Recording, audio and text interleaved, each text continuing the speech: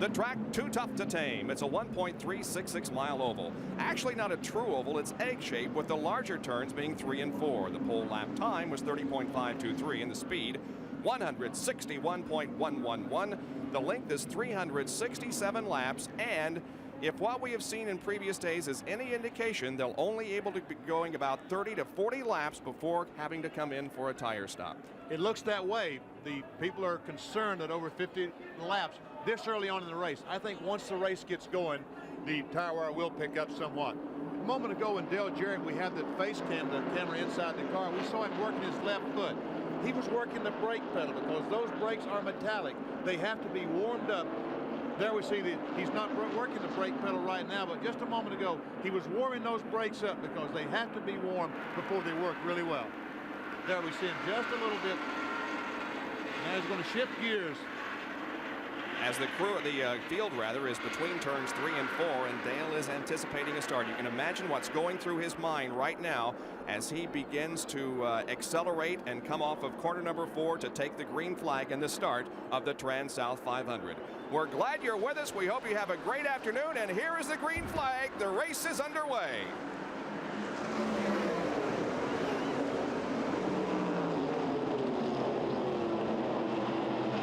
So many drivers, so many crews have been talking about the Mark Martin car and how strong it has been the past 3 days. It has the lead right now. The battle for position is between Davey Allison in car number 28 and Rusty Wallace in 27. Davey has 4th place. Rusty is back to 5th.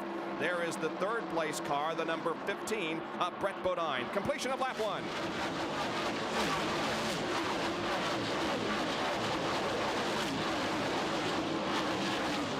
It's Mark Martin leading by about 5 car lengths over Alan Kulwicki, then Brett Bodine, Davey Allison, Rusty Wallace, Darrell Waltrip, Ken Schrader, Jeff Bodine, and Dale Jarrett as they down the backstretch for the 2nd time.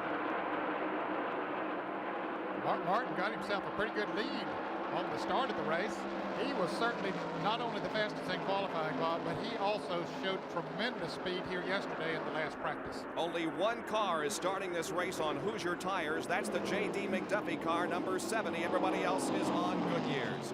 Dale Earnhardt is situated back there in a pack of traffic and trying to pass.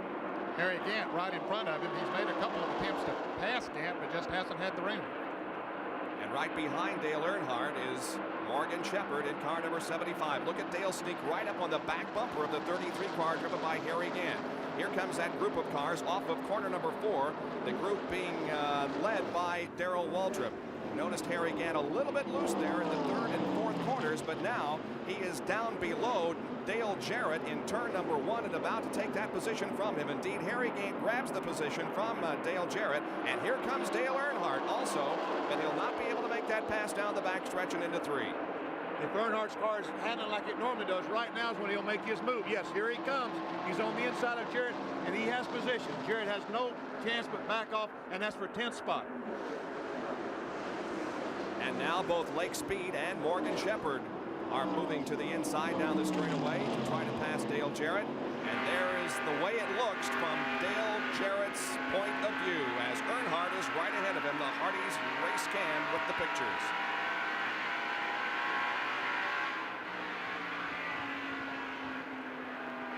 And there goes Morgan Shepherd in car 75. Going into 11th spot. Here comes Lake Speed in car number 83, the winner here a year ago. Dale Jarrett was a little bit concerned that his car might be a little too tight at the beginning of the race, pushing up on the racetrack a little bit, but he felt that it would work for him as time went on, work to his advantage, but right now he's losing positions as a result of it. Once again, our view from the Hardee's in-car. As Jarrett has Bobby Hillen Jr. down to his left. Into turn number 1, a tight groove there. There's only room for about 1 race car. And you can see how Dale had to fight the wheel to stay in the groove and not lose control. I tell you what, he had to fight that wheel to keep control because he got a little bit loose getting in that corner. Up high, the car has a tendency to do that. Dale Jarrett, good job saving the automobile. Now Greg Sachs in car number 88, who was slow getting off the starting grid. We thought there might be a problem with that car, but he did eventually get moving and now is running right behind Dale Jarrett as the number 4 car. Rick Wilson is also right there. Meanwhile, up front, it is Mark Martin and Alan Kulwicki running in first and second positions. Rusty Wallace has gone into third, passing Brett Bodine, who's running in fourth spot. So Mark Martin showing the way here in that Stroh-Light Ford in the early going. Alan Kulwicki several car lengths behind. But Kulwicki has gained a few car lengths. Just a little bit ago, he was about twice that distance behind. So Kulwicki, Mark Martin, as fast as he is, he's not getting away from Kulwicki and Rusty Wallace. Coming up, we're going to have a race in a few laps. Look at Earnhardt making a move on Harry Gant, taking the position away from him. Earnhardt is on the move. Yesterday in practice, he was very, very fast. Dad, have you ever saw anybody in your life get through 3 and 4 any better than Dale Earnhardt? And look, Harry Gant trying back on the inside. Have you ever seen anybody get through 3 and 4 any better than Dale Earnhardt? No, he can really do it. He knows how he wants the car to work to be able to get down on the inside of somebody, just sort of squeeze him up to the wall and move right on around him. He's a master at it.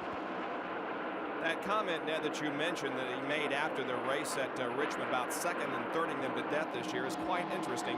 Naturally, Dale Earnhardt would love to win some races, but again, the NASCAR point structure rewards consistency as much as winning, and he could conceivably win the championship just by doing that. It is possible to win it and not win a race. No driver wants to do that because they wouldn't feel that they were an absolute true champion, but consistency is the key.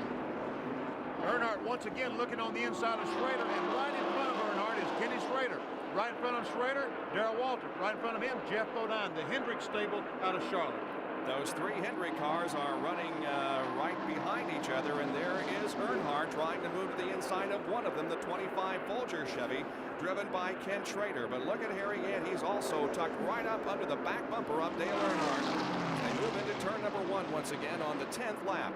Now Earnhardt side by side and smokes the tires a little. I'm telling you, Earnhardt's going to the front as hard as he can. He's driving very aggressively for it to be this early in the race. Looks like he's not trying to second and third him to death today. He's trying to win. So that battle settles down for the moment, and Mark Martin is very settled down as he has the lead and is showing the way with no problem here with 11 laps gone in the 367-lap TranSouth 500. Back at Darlington in the TranSouth 500, where the number 6 car driven by Mark Martin has the lead over the 7 car of Alan Kulwicki and the 27 car of Rusty Wallace. Well, Jack Arute now can update us on what we think is going to be the story of this race, tire wear. And as a result of concern about tire wear, Bob Jenkins, a lot of the crews have set their cars up a little bit, maybe a little bit differently than they would normally. I talked to Steve Meal, the current crew chief of our current leader, and he said they set the car up to be just about neutral, but already it's beginning to get a little tight. Alan Kulwicki and Rusty Wallace, who have also begun to close, they have set their cars up towards the tight side as well. But Meal said that he's talked to his driver, Mark Martin, and said, let's just set a steady pace. And here's why. The concern with tires, as we said, and the crew chiefs were all instructed at the drivers' meeting to the fact that if there is not a caution flag before lap 35 to 40, NASCAR will put one out so that all the crews can get a good hard look at these tires. That's how concerned everybody is about these. Let's go down to Jerry Punch for this report. Well, Jack, that's exactly what the crews wanted this morning. They talked to NASCAR at the drivers' meeting, and I'm here in the Dale Earnhardt pit, and Richard Childress and the rest of the Goodrich crew said, look, our driver is going to drive the car hard no matter what, whether there's a bricks on the car or what. We need to check these tires at about 40 laps. NASCAR said, okay, here's what we'll do. If you have a caution in the first 15, 20 laps, it may not come in, but if we don't have a caution in the first 40 or 45 laps, we'll throw a yellow flag, bring all the cars in, let you take the tires off, take a good hard look at them to make sure they're not going to wear, and we're not going to get somebody hurt. So that's what NASCAR is concerning, all about safety here, that early caution around lap 40 and 45. A change of leader. It is Alan Kulwicki who has moved into the front-running spot, and Rusty Wallace has moved to second, dropping Mark Martin, our pole sitter, an early leader, back to third. And it looks like that Rusty Wallace and Alan Kulwicki now are set up to battle for that position. Rusty looked like he wanted to take away going down the backstretch. We'll see what happens this time. Yeah, he would like to get in the lead and get a 5-point bonus for leading a lap. Do that as early as he possibly can. He's working on it. It's only fitting that these two fellows will be leading the race, because these two cars, folks, are the story. Well, there's 3 cars that's the story of 1989. If Darrell Waltrip's car was in that hunt, we'd have all 3 of them. It's amazing how well the Xerox Ford of Alan Kulwicki has performed. He could very well have won the three of the first 4 races this year with a little bit of luck. As it is, Kulwicki comes into this race second in point standings. Now Rusty Wallace is going to try to take the lead away from Alan. They come off of corner number 2 and roll down the backstretch, and Rusty has the lead, but he'll have to cross the stripe to get credit for 5 points. Looked like Allen got a little high coming off of turn 2. Rusty dipped down on the inside, took advantage of it, moved into the lead. And here comes Wallace off the corner, and indeed he does lead lap number 22, so 5 bonus points now to Rusty Wallace. That's Chad Little, the rookie out of Spokane, Washington, right in front of Rusty. And I imagine Chad saying to himself, he can have caught me already. Just 21 laps into the race, and he's already lapping some other cars. The number 6 car, we understand, may be experiencing some problems. He indeed has dropped back here in the last few laps. Let's get the update from Jack. Well, Bobby, you're exactly right, and what they think has happened is a tire has gone soft, and the car's getting very loose in the corners. But again, they're playing Russian roulette, as we said at the outset. Maybe it's some enthusiasm is keeping Mark Martin out there. The crew is ready to come in and service, though, if he comes in, but they keep staring at that 35-lap mark where they'd have a free pit stop. Well, we're approaching that mark right now as 22 have been completed. And there you can see the interval between Mark Martin running in 3rd and the leader Rusty Wallace in 2nd place, Alan Kulwicki, as both go to the high side and pass one of the slower cars, the number 80 of Jimmy Horton. As difficult as this racetrack is, I don't think Mark Martin is going to let him get away, because Rusty Wallace is having to lap those cars first. He's going to have more problems than anyone else, so he's going to be held up lap after lap after lap when we get to traffic. So Mark Martin, he can just ride around right now, and you'll get a caution flag in about 10 or 15 laps. Alan Kulwicki set his car up in Richmond to run for long green periods, and he claims that if it weren't for that last caution, he would have won the race. So we ask him after Richmond, do you have a set of tires ready now to run for just 15 or 20 laps? Well, I'm not sure. Darlington is a different type of track than these 2 tracks, and it's a little more treacherous. So once again, I'm going to go with the same approach. If it comes down to the end and I'm a little bit too tight, I'm probably going to get a little bit bolder when it comes to loosening the car up. Alan Kulwicki from Greenfield, Wisconsin, one of the ASA veterans who are really making a splash in Winston Cup competition. Now we go back in the pack once again and look at some of the action back here. There is Dale Earnhardt, Jeff Bodine, and Harry Gant battling for position. And that's for 5th spot. Earnhardt's passed the entire Hendrick brigade. But you know, a guy who's really having problems right now is Brett Bodine. He's right behind those cars. There's Brett going down in turn 1. He started 4th and right now is running about 8th spot. So Brett having some problems. Well, Jerry Punch has a comment on the run by Brett Bodine. They're telling me here in the Bodine pit that his car is so loose he can't drive it. And to make matters worse, when a car gets up behind Brett Bodine, it takes air off his rear spoiler and makes the car even looser. So the car number 75, Morgan Shepherd, ain't getting right side rubber early here at Darlington, but Brett Bodine will like to have that pit stop coming up, that mandatory caution, in about 10 laps or so. Morgan Shepherd's car down and away with 2 right side tires. So our first pit stop of the afternoon because of tires comes on lap number 26, and it's by Morgan Shepherd as we now ride with him as he blends into traffic and gets back up to speed. Morgan's car had gotten very loose out on the racetrack. He had dropped back several positions and finally just had to come into the pits. He maybe had a tire go flat as opposed to wearing them out this early. Rusty Wallace is the leader of this race with Alan Kulwicki in car number 7 running in 2nd spot. As 27 laps have been completed, Mark Martin is in 3rd. We'll run down the field for you as you continue to watch the action. The Bodine brothers are running 5th and 6th. Darrell Waltrip back in 9th position at the moment.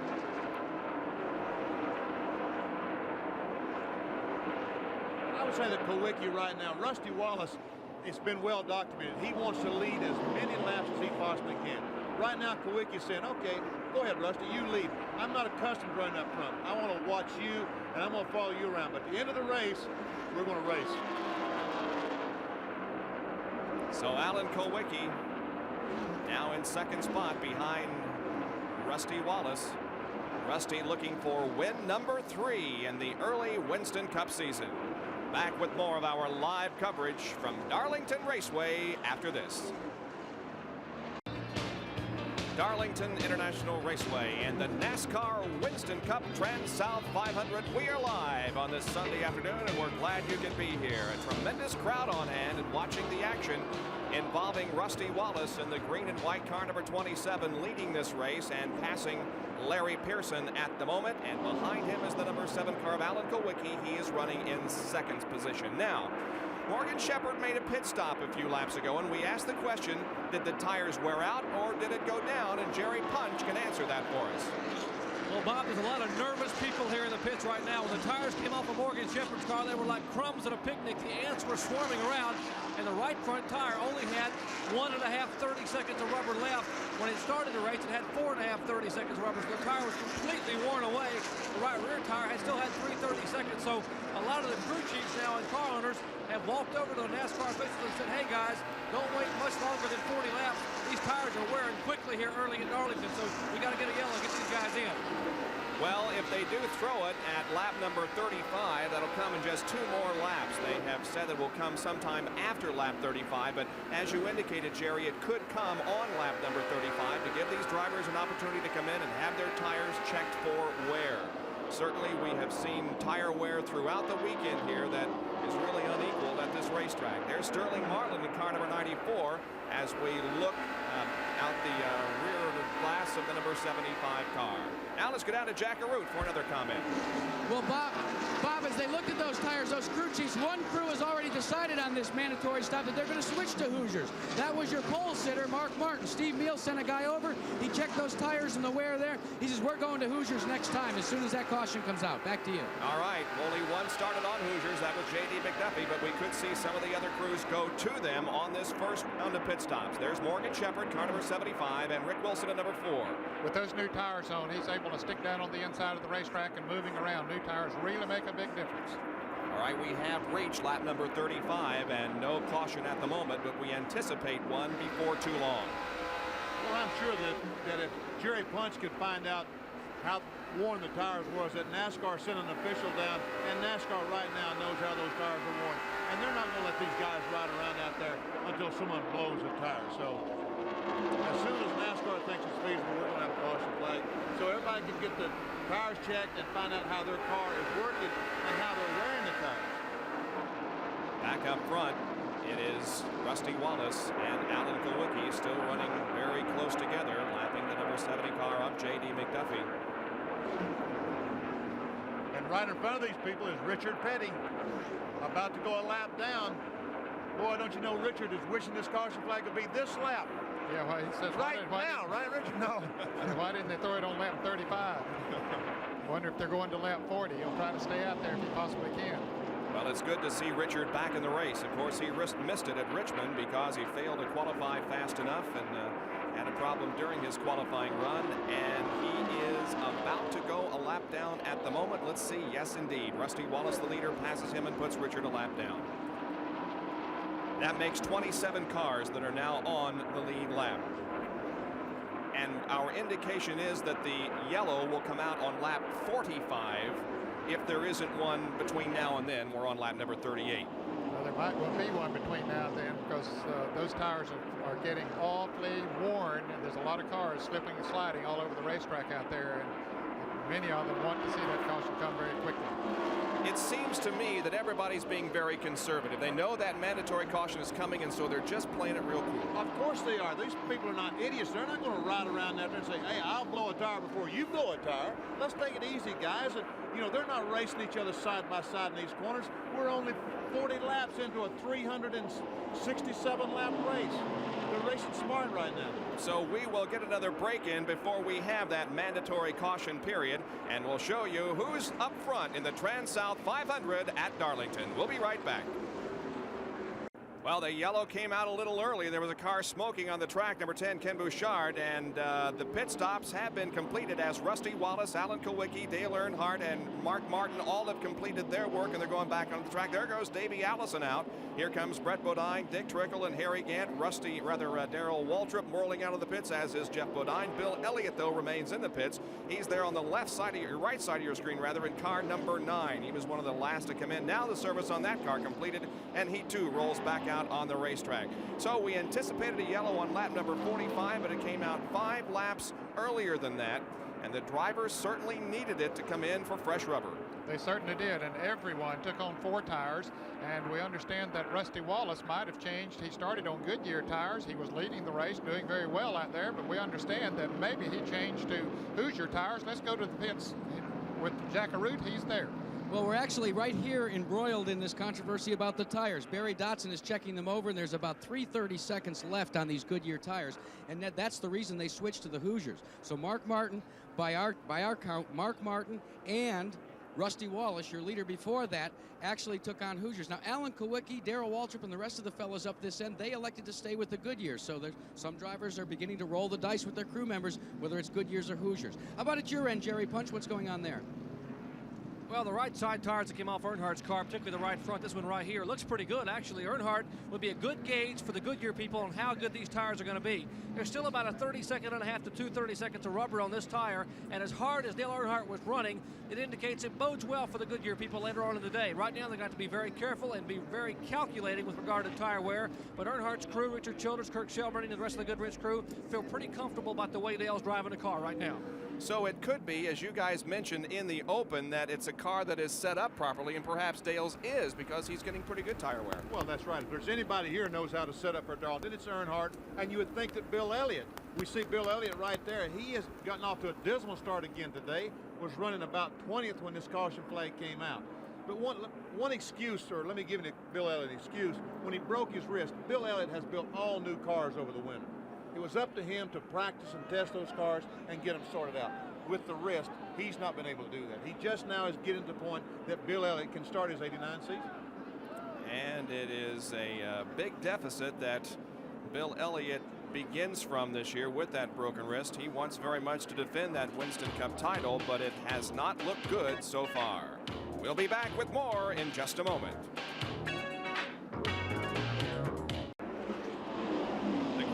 Come back out of the TranSouth 500 resumes on lap number 44 with Rusty Wallace maintaining his position after that pit stop. Alan Kulwicki is second, then comes Dale Earnhardt, followed by Mark Martin, then Davey Allison. Now, one guy who really lost some ground in that restart was Ken Schrader. He came in running in the top 10, but he had a problem in the pit area that's put him way back in the pack. Here's Jackaroot, although we do see Ken Schrader moving back up now. Bob, do you see this board here? Well, that's what Ken Schrader has to point to as he comes hurtling down pit road.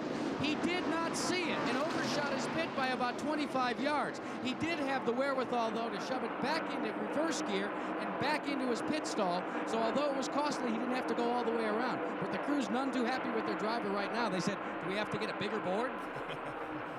Well, I'm sure it is tough to see, especially when you've got cars in front of and in back of your particular pit. It's hard to see it. One of the most confusing things in the world, because there's all the colors in the rainbow on pit road, and you're trying to pick out a red board amongst all those colors. It's very hard. Larry Pearson in front of those field right now, in front of Michael Waltrip, Lake Speed, and Ken Schrader. Larry Pearson ran the back of someone. He is a lap down right now. Yeah, that happened a little bit early in the race, Benny, as some cars got jammed up just after the race started, and Larry ran in the back of somebody, so the grill is bashed back in on it. Shouldn't hurt the running of it too much, though. Larry Pearson, car 16. Outside of him, the yellow car, number 30, driven by Michael Waltrip. As Ken Schrader is kind of sandwiched in between a couple of cars here and not able to make a move at the moment. Back up front, meanwhile, it is still Rusty Wallace showing the way. Dale Earnhardt now in second place. Earnhardt came out third out of the pits. The Richard Childers crew doing a super job again getting him out of the pits, and he has since passed Alan Kulwicki, who's now coming into the picture there, and Earnhardt might be gaining on Rusty Wallace a little bit. And Kulwicki might be dropping back from Rusty Wallace. He's not running as well as he did just a moment ago. saw 27 cars on the lead lap just as the yellow came out for the tire check. Terry Labonte was about to go a lap down, but the caution flag was very beneficial to him. Jerry Punch is in the Dale Earnhardt pit. Well, gentlemen, Dale Earnhardt started 11th here. We saw him smoking the tires in the first few laps, scampering and trying to get in the top 5. Well, apparently he was what you call cooling his jets early on. That was not what we call aggressive driving, according to Earnhardt. But after that pit stop a minute ago, when Richard Childress radioed him and told him, hey, your right front tire still had plenty of rubber on it, Dale said, that's all I wanted to know. Look out front, here I come. So apparently now he's going to push the button a little bit. Well, that's the tire that no one wants to blow, is that right front. Because watch Earnhardt when he comes off this corner. Right there, if that right front blows, he's going straight into that wall, almost head on. Nobody wants to do that. The right front's the one we got to take care of. The number 9 car of Bill Elliott continues to struggle along as the Coors Ford has had a dismal afternoon so far.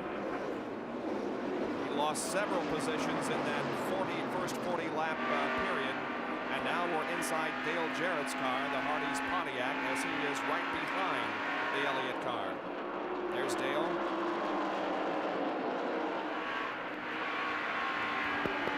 And we turn around and look out the back of the car. They have come through about half of that traffic that we see behind them there. They've really had to work to get as far up as they are right now, Bob. They're running about 16th, 17th, somewhere in that area. Man, look at that rush hour traffic. Big Neil Bonnie going by the Sitco Ford. Ken Bouchard there in car number 10 and the 90 car. Now Dale Jarrett is right up on the back bumper of Bill Elliott. Well, he can get a good lesson here from a fellow who has several victories on this racetrack, knows how to get around as well as anyone, so maybe Dale ought to follow him a little bit. When Jerry Punch a moment ago made a comment about taking the air off the spoiler, that's what happens when Dale Jarrett drives up right behind Bill Elliott. The air wants to go over the back of Bill Elliott's car and not hit that rear spoiler, and makes the car extremely loose. In 22 starts at Darlington, Bill Elliott has finished outside the top 10 only twice. Top 10 better than 90% of his starts at Darlington.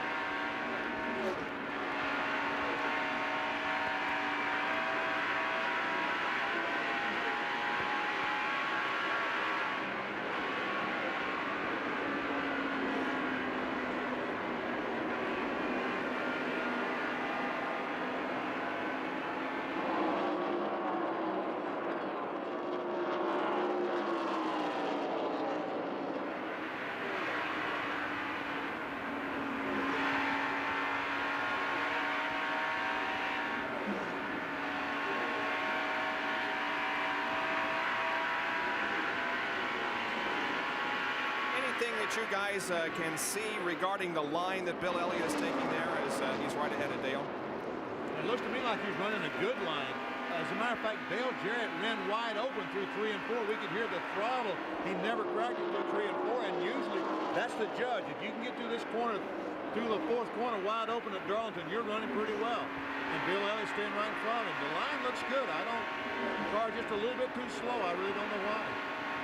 Well, I do know why. It's just the fact that he hasn't been able to work it out. But what problems it would be, I don't know.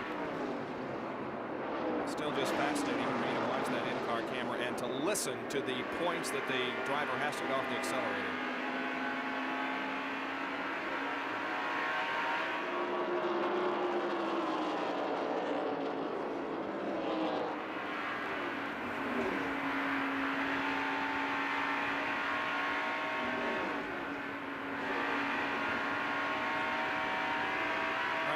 Progress report now on what's happening up front. It's still Rusty Wallace in the Kodiak Pontiac, car number 27, leading this race. And Jack Arute is down in Rusty Wallace's pit and can tell us if this car is experiencing any kind of problems. It sure doesn't look like it to us. No, and in an era when people are so concerned about weight, this is a little fat baby. This is Whitney, you know, their favorite car that accounted for so many victories. Well, when they put this car on the scale, it weighs about 60 pounds more than the 3,500-pound minimum weight limit assigned by NASCAR. So we started calling the little fat baby down in Atlanta. It's won at Rockingham, and they say it's working well here, and especially with the tire situation, you would think that excess weight would wear on the tires, but it doesn't seem to be the case thus far. There you can see his 89 results. He was 18th at Daytona, but has won 2 of the other 3 races that we have had so far in 1989. We'll show you the top 15 as we have completed now 59 laps in the TranSouth 500, and we'll be back with more of our live coverage from the track Too Tough to Tame. Bob Jenkins, Ned Jarrett, Benny Parsons, Jack Arute, and Jerry Punch back at Darlington International Raceway.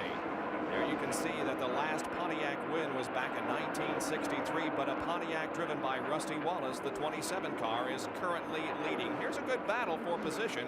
It involves Davey Allison in car number 28, the Haviland car, and the 33 Skull Bandit of Harry Gant. They've been running close for several laps now. Yes, they have. Harry has caught Davey, has not been able to pass him yet. Harry, of course, in the car number 33. Davey Allison in the car number 28, right up on his back bumper. The car behind them that we just saw in the picture is a lap down, but Gant just trying to find a place on the racetrack that he can move under Davey. Maybe this is it. Going for 5th position, and he drives around Davey Allison. Harry with a nice move is 5th. He learned that from Dale Earnhardt in the Busch Grand National races. It looked like an Earnhardt move in the Busch Grand National. What a good move by Harry again. By the way, as Jack told you earlier in the broadcast, Jeff Bodine was the winner of the Busch Grand National race here yesterday in a controversy-free event.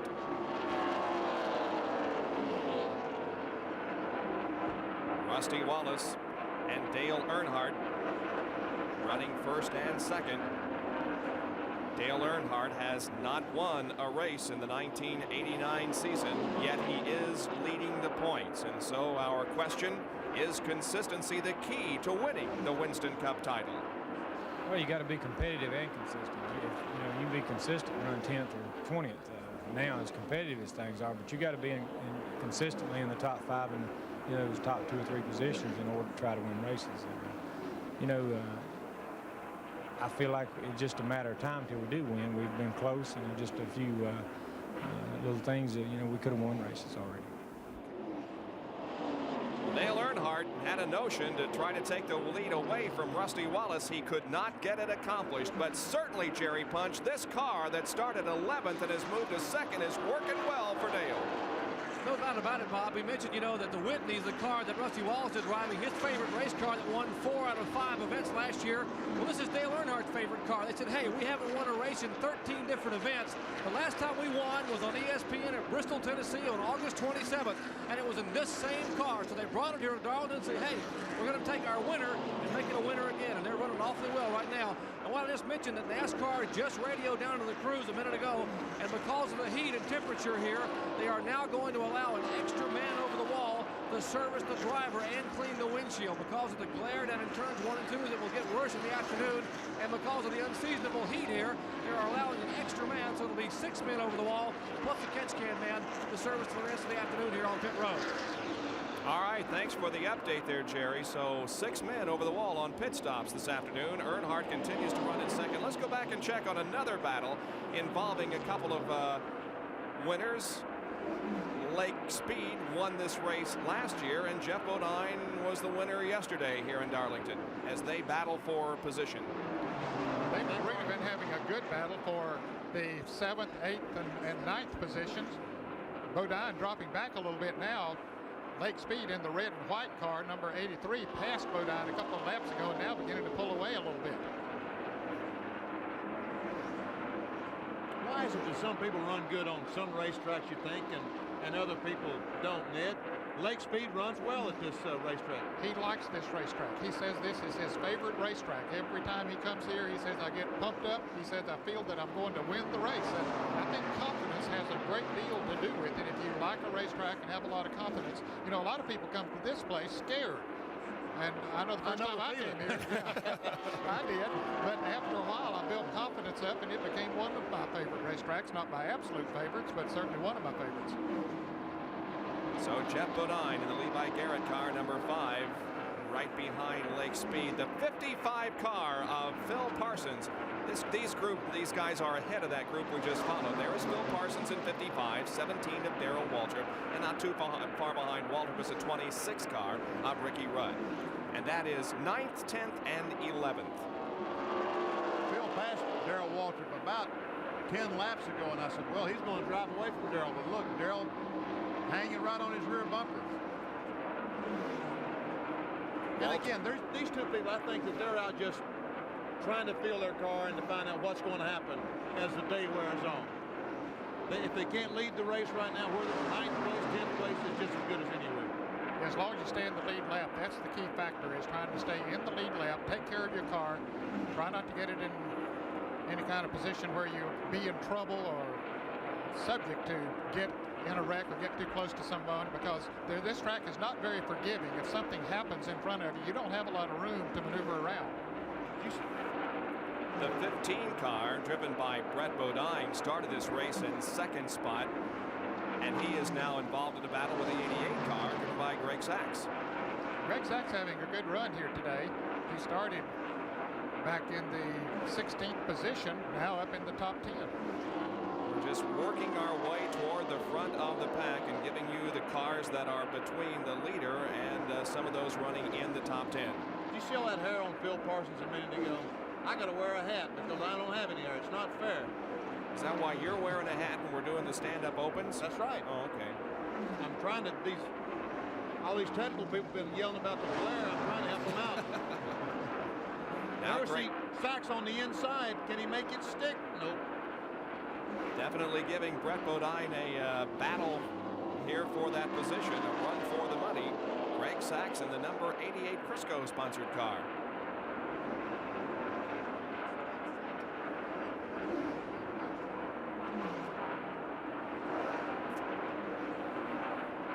Whole group of cars in front of Brett Bodine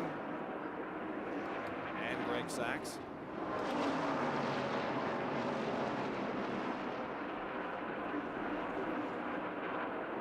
Brett's car is working better now after he made the pit stop. He had dropped back from his outside pole position and dropped back, but now here goes Greg Sachs down on the inside. He might have the move this time, but can't quite do it. So that number 15 car is certainly not performing as well as Brett Bodine had hoped. The 2nd starting position. Jerry Punch is down in the pit area, and we'll talk with the crew chief on this Brett Bodine car. Well, Bob, we're with Doug Williams, who basically runs the show for Bud Moore. And Doug, the car not running as well as you'd hoped to early on, or you just want to take it easy? Oh, we're just kind of taking it easy right now, checking the tire wear. And the car was a little bit loose to start with, and now we got him tightened up, and it's just more or less riding it out. Well, Bud Moore is a veteran here, and he has won races here in the past. His last win came with Dale Earnhardt aboard the car. He's told Brett Bodine, don't use the car up early in this race. It's a long afternoon here at Darlington, and the youngster, Brett Bodine, is listening very well to the car owner. There you can see his 1989 performances have not been all that impressive, as he was knocked out in an accident in Atlanta, and the other 3 times he has dropped out because of engine problems. So Brett Bodine looking for a good run here at Darlington. The lead, meanwhile, continues to be held by Rusty Wallace, and in 2nd position at the moment is still Dale Earnhardt, and Rusty now has a several car length advantage on Earnhardt. We are live at Darlington Raceway in South Carolina for the TranSouth 500, and we'll return after these messages. The TranSouth 500 at Darlington Raceway continues, and Rusty Wallace continues to be the leader in the number 27 Kodiak Pontiac. There he is, approaching some of the slower cars. You can see he's led 58 of the 80 laps that we have run so far, and just ahead of him is Neil Bonnet. Didn't seem to matter that he changed from the Goodyear to the Hoosier. The car is still working fine for him. 15, 55, and 17 here. Brett Bodine, Phil Parsons, and Darrell Waltrip.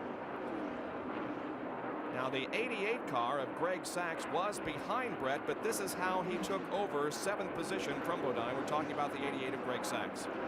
Okay, he moves down to the inside, pulls up alongside as they head off of turn 2. That was a few laps ago, of course, and makes the pass.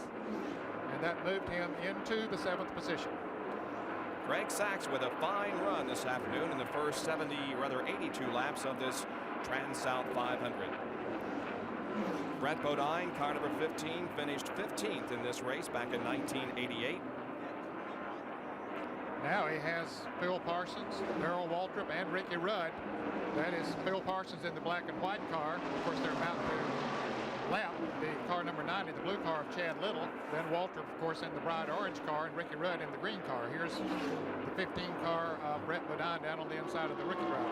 And Phil Parsons looking to make it 3 wide going into turn 3. They're in room, is there? Oh, and Phil loses it and bangs into Darrell Waltrip. Phil Parsons and Darrell Waltrip in trouble in turn number 3. How many times have we mentioned here at Darlington that area going into turn number 3 is one groove, maybe 1.5, and there certainly isn't room for 3 cars, and you can see the result of that. Darrell Waltrip suffers extensive front-end damage to that number 17 Tide machine, and he's headed for pit road as the yellow comes out for the 2nd time this afternoon.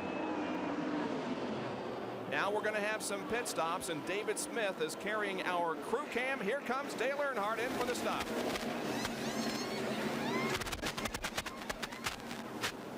David Smith rolling the right front tire to Dale Earnhardt. That's Kirk Shelburne, the crew chief, putting the right front tire. Now David Smith drops the jack, picks it up. He'll run around to the left side of the car. He's pumping that jack beneath the left side to pick the car up. He will watch now the left rear and left front tire men put those tires back on. He replaces the lug nut. He puts the jack. Earnhardt down and away at 23 and 8/10 seconds. A great job and some outstanding video there by David Smith, the jack man. Unbelievable. Meanwhile, there's Darrell Waltrip limping toward the pits. Just a victim of circumstances. He had nowhere to go once the cars got tangled up in front of him. They were just, as we mentioned a moment ago, this track is not very forgiving. Well, Jack Arute is going to be in the Rusty Wallace pit as the leader of the race comes down for a routine pit stop. Jack. Well, a little bit unusual that Rusty did not pit with the lead contingent. He waited an extra lap. They go to work on the outside tires as another crew member starts to loosen the lug nuts on the inside, the left sides. And they are going to stay with the Hoosiers. So again, one of the lead contingent electing to stay with the Hoosiers. The car reported from Rusty that it was a tad loose, but they felt that they would still stay this way. Now, they had a little bit of difficulty getting the car up on the jack on the left-hand side, but they've accomplished the exchange of tires on the right side, and they're just about finished with doing it on the left now. And he's off and away. Meanwhile, Dale Jarrett is out of the race, and he probably is the guy that actually caused the caution, because he blew as he came down the front straightaway. And now you can look at Darrell Waltrip's damage. The front end is blunted badly. And then before they can even remove the tires, they're going to have to pry off the sheet metal from the left front. Waltrip takes a drink, and this is a tough break for the winner of the 1989 Daytona 500.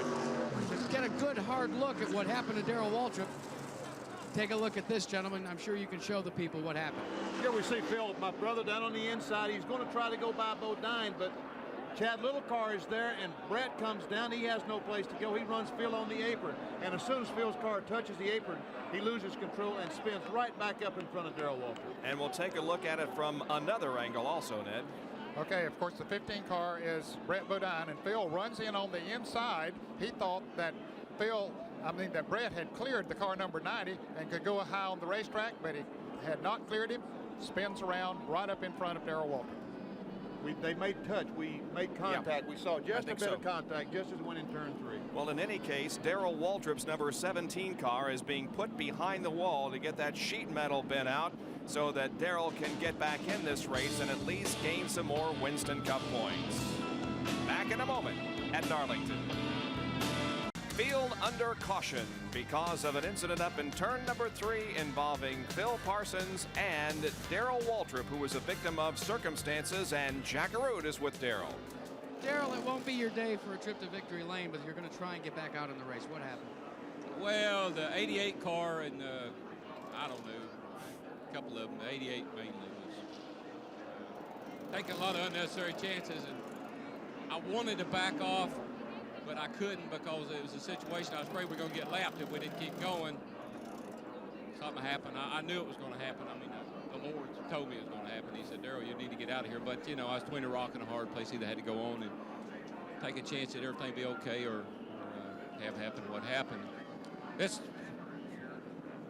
car's tore pretty bad, so we're out of it. We just get it fixed and ride around, get some points. What about the track conditions, though? Are they as bad as we alluded to, or is it as tough out there as we thought it was? Well, he's going to adjust the radio. I couldn't hear you because these guys are hollering at each other. What about the track conditions? It was pretty slick, and we made a little bit of a change, and then it got worse. It's pretty bad right now. Well, Jerry punches with another driver that's out of the race. Jerry? Well, after a great qualifying effort, starting 9th in the Hardee's Pontiac, Dale Jarrett exits early. And Dale, you were giving us some great pictures out there, but what happened to the car? Well, Jerry, something happened to the engine there. The Hardee's Pontiac was running extremely well, we thought. We were a little loose at the first of the race, and we just tried to hang on till we were going to get the caution and come in and make a few adjustments. And we got the car in pretty good shape. We got back in the pack and making the lengthy pit stop to make those adjustments. But we felt like we were in good shape coming up through the pack there. And, you know, it's just a matter of time that we could make a couple more adjustments, and we felt like that we were going to be in the hunt today. Dale Jarrett exits here early at Darlington. Bob? There is a considerable amount of oil on the racetrack that NASCAR is trying to soak up with the oil drive put down by the blown engine on the Dale Jarrett car. Now let's take a look at the summary of the pit stops that we have just completed. Wallace went in first and came out in 5th position. Dale Earnhardt moved up a position. Alan Kulwicki also moved up one, as did Mark Martin. Now, let's talk about something that Jack mentioned. He said Rusty Wallace was having trouble getting the jack under the left side of the car. And Benny, I think you know why. Well, it's been documented that they switched to Hoosier tires the first time, the first pit stop that they made. The Hoosier tires are a little bit smaller in circumference than the Goodyear. So therefore, when they put them on, the car is lower to the ground and almost too low, almost so low they can't get the jack under the car. And that affects the gearing as well. Now, many of them anticipated changing tires, brands of tires, before the race started. In fact, Bill Elliott, we understand, just went from the Goodyear to the Hoosier tires on this pit stop, and so did Sterling Marlin. So they would have a similar type of a situation. But most of them that did plan to change would take the gearing into consideration before the race started. So that explains one reason why Rusty Wallace did come in first position and go out in 5th spot, as we are preparing for a restart in just a couple of laps here at Darlington. The yellow flag is still out here at Darlington because of a blown engine on the Dale Jarrett car and a crash up in turn number 3 involving Phil Parsons and Darrell Waltrip that has put Darrell's car behind the wall for some repairs. The leader of the race is Dale Earnhardt in car number 3 and the 7 car of Alan Kulwicki. Well, Jerry Punch is down in the Harry Gant pit and talking with Andy Petrie, the crew chief on this car. Harry's car has not been performing quite as well as it was earlier in the race, Jerry. Well, there may be a reason for that. They planned a little strategy for later on in the race. And Andy, tell me exactly what you did as far as the gearing is concerned of the car this morning. Well, we've been practicing with a 400 gear, you know, in practice with these Goodyear tires. And we had the feeling that we may have to go to Hoosiers, which are a little smaller. So to be able to do that, we went to a 391, which turned the motor just a little less with the Goodyear, but it makes it possible for us to run the Hoosier tires. So with the current gear you have, you're not going to be able to torque it off the corner because of the Goodyear tires, but if you go to the Hoosiers, you'll get more RPMs and more torque, but you won't have to worry about burning the engine up too much. Yeah, that's right, but, you know, it's not hurting it that much. It's just a little bit, you know. It really doesn't hurt after the tires get hot. Everything's kind of evens out then. So a lot of planning going on this morning in the Harry Gant pit. Also a lot of planning going on in the Rusty Wallace pit. Let's go down where Barry Dotson is standing by with Jack Arute. Jack? Well, Jerry, and you're so right, because the planning was, Barry, not to bring Rusty Wallace in with the leaders in the initial few caution pit stops. Now we got a new pace car driver. He's doing a great job. Yesterday they ran a little bit too fast, and it made it difficult to get 2 tires. And right now we're faced with having to get 4, so we didn't want to gamble until we have to. There's nothing lost here, a couple car lengths. What about the next series of stops? Will you do the same? I don't think so. They just can't stand it to come in with the guys that are a lap down. Also, to update you on this end of pit road, they also have elected, believe this, Alan Kulwicki sent guys over trying to get Darrell Waltrip's tires. There's an auction going on behind Darrell Waltrip's pit. That's why there's so many people down there. You know, we've got to correct Darrell Waltrip a little bit, though, folks. He kept talking about the 88 car of Greg Sachs, and Sachs was not involved in that at all. He had passed those fellas and had driven away, so that was not the 88 car. He might have mistaken it's a light blue car that Chad Little was driving that they were about to lap, and Darrell probably mistook the color of the car for Greg Sachs. But that's a good point. You're probably exactly right, Ned. I'd forgotten the 90 car was out there. It wasn't Greg Sachs. Looks like the pace car is going to stay out there on the racetrack. By the way, the new driver of the pace car is Elmo Langley, former driver.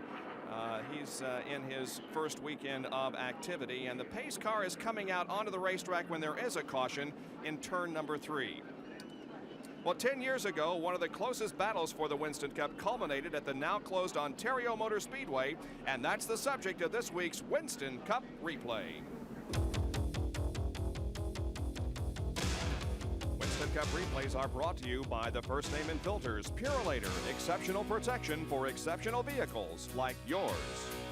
1979 Ontario Motor Speedway, and the Winston Cup drivers are here for the last race of the year. Bobby Allison had won this event the year before in '78. Cale Yarborough will start from pole. He also started there last year. Dale Earnhardt is en route to Rookie of the Year honors. Richard Petty has never won here, but will emerge as Winston Cup champ after this race. The number 11 car is Yarborough. Outside that front row is Benny Parsons in the MC Anderson car. The 2.5-mile replica of the Indianapolis Motor Speedway sees good racing, but it will only be around one more year. Richard Petty's 5th place finish will give him the Winston Cup title by a mere 11 points over Darrell Waltrip. Allison, Yarborough, Buddy Baker will finish 2nd, 3rd, and 4th, but no one is able to catch Benny. He's already won at North Wilkesboro, and this one gives him his 14th career victory. And was that smile because you won the race or because of the girls? That's what I want to know. You know, we've seen all these fellas hit the wall this year, and I said to you, now you know why I quit. You saw that picture, now you know why I raced. This is Darlington, South Carolina, and the TranSouth 500 will resume our coverage after these messages. The caution car still out on the racetrack. We thought we were going to go green last time. However, we didn't. And after 90 laps now, we'll show you the complete field rundown as we get set to go back to racing. Haven't said much about Davey Allison, but he's hanging up there in the top 10. Lake Speed, last year's winner, back in 12th position as the field now is in between turns 3 and 4, being led by the number 3 car driven by Dale Earnhardt. In second spot is Alan Kulwicki. That bright red car on the inside is driven by Ken Bouchard. It's car number 10. Quite a staggered start here. It looks like the pace car is going to stay out once again. So for the second time, the drivers were given the indication that we were going to go back to green, but we're still under caution. The Eagle Eye camera people for ESPN has found a wrench laying on the racetrack, and that's basically a hazard in case someone was to run. There it is. We see the wrench laying on the racetrack. And we also see a wrecker going to that area of the racetrack. Let's go down to Jack Arute, who's still down in the Darrell Waltrip pit as they continue to work on that car. Well, actually, Bob, they're working on the car a little further down pit road, and all that's left here is the broom. Time for somebody to sweep up. As you heard, Darrell's going to kind of just drive around. But this right here may be the gold mine for Alan Kulwicki, Rusty Wallace, and some of the other leaders. By my count, there are 9 sets of brand new tires. Lug nuts all glued on, ready to go to the guy that needs them the most. I asked Kulwicki's team if they've lusted for these tires that are right next door here, and they said not only do we want these, we want all that we can get. But so far, Jeff Hammond has not given these out to anybody, so these could go, as I said before, to the highest bidder before the day's over. So we need an auctioneer down there in that area. Yeah, just about. Not an auctioneer, because unfortunately for Kulwicki and Rusty, Darrell Waltrip's car is owned by Rick Hendrick. Is owned by Rick Hendrick, and he has 2 other cars in the race. There, the fella. Oh, they found the wrench. Yep. That's mine, guys.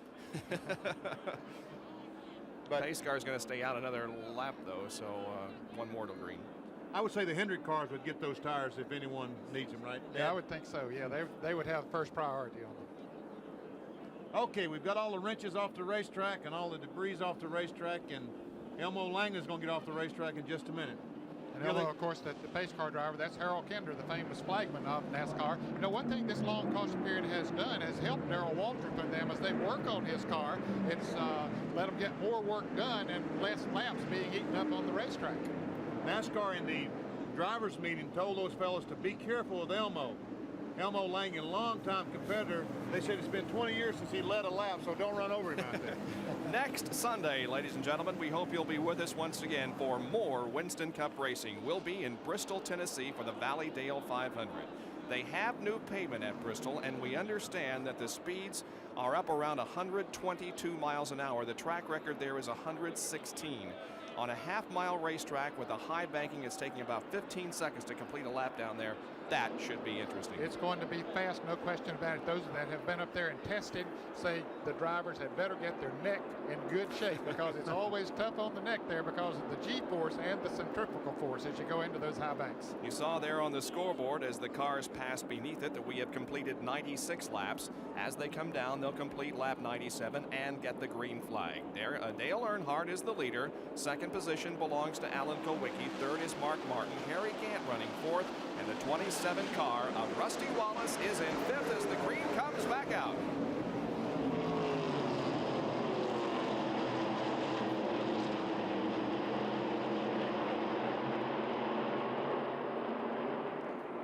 Well, everybody made it through that first and second turn. Earnhardt now heading into turn 3 with Alan Kulwicki in hot pursuit. Kulwicki closing in a little bit on the leader. Well, they really left those other cars.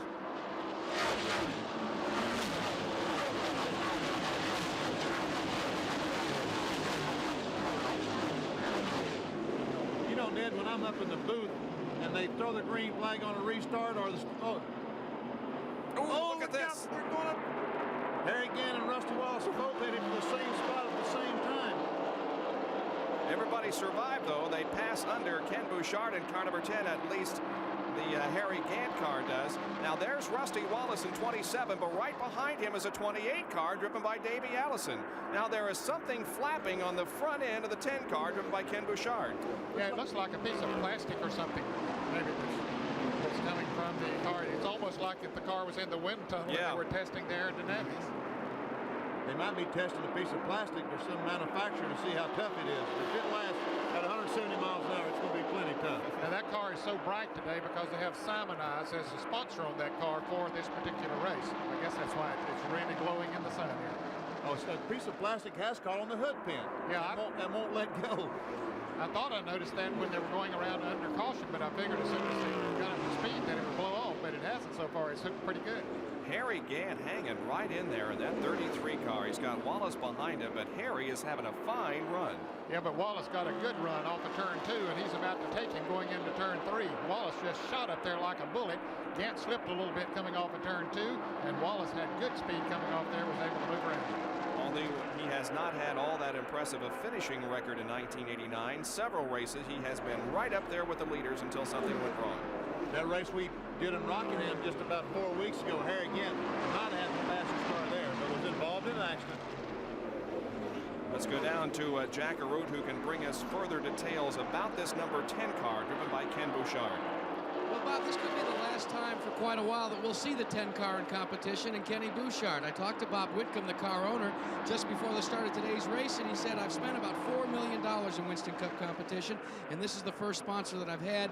We hoped that we would have something together with First Brands for the rest of the season. It has not come through, so I'm going to park the car, and I've told Kenny Bouchard I'm not giving him his unconditional release, but if a sponsor comes by and says I've got to run a driver, if the driver's got the money, I've got to put him in the car. So they're going to go back to the old Dyguard shop and wait for the phone to ring. But we won't see Bouchard at Bristol or Martinsville or North Wilkesboro.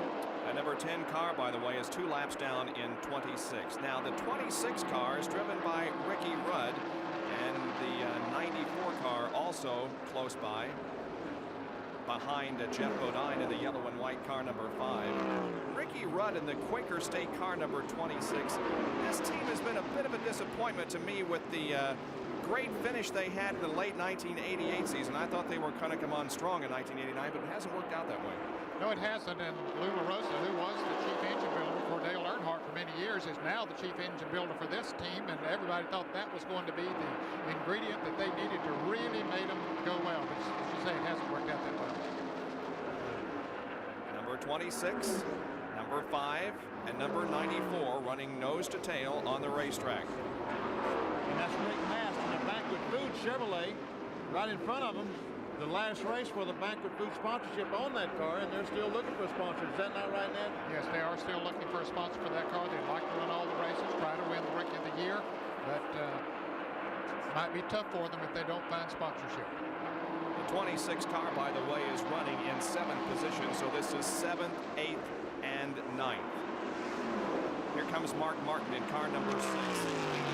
The number 27 car of Rusty Wallace at the moment. This is 3rd and 4th position, as 1st and 2nd have about a half a straightaway advantage on these two guys. Rusty Wallace, we see the results, the consequences of him not pitting on that first time by.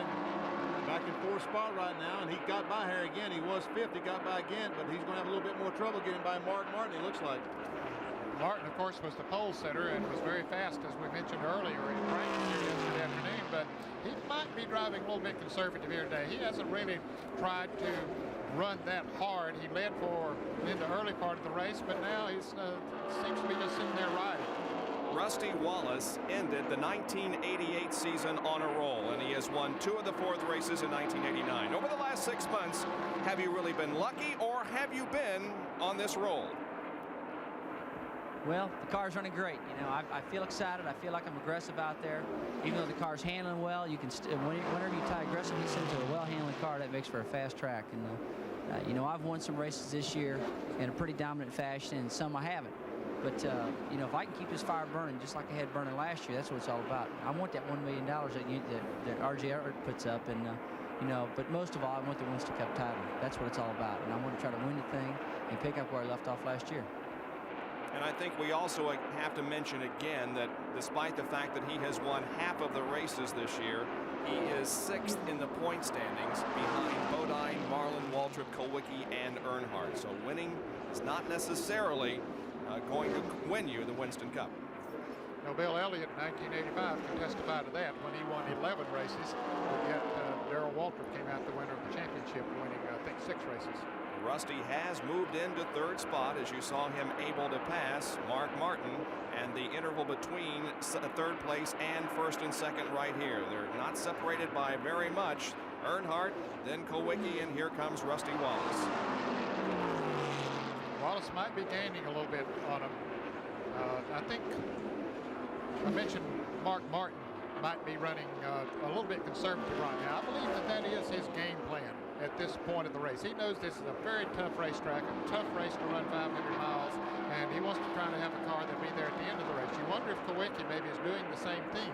He moved up on Earnhardt there a little bit earlier, but then sort of settled back, gave enough room there, about 10 or 12 car lengths behind him, giving himself plenty of room to maneuver. Let's go to Jack LaRue for more on that story. Well, Ned, you're absolutely right. Steve Meal and Mark Martin sat down before this race and said, look, we know we're quick. Everybody knows that we're quick. But let's just determine a pace based on the stopwatch, on what the car feels comfortable at. And until the late going, let's just try and keep it there. I checked with Steve about 10 laps ago, and he said that's exactly what we're doing. We're not really racing anybody but the lady in black.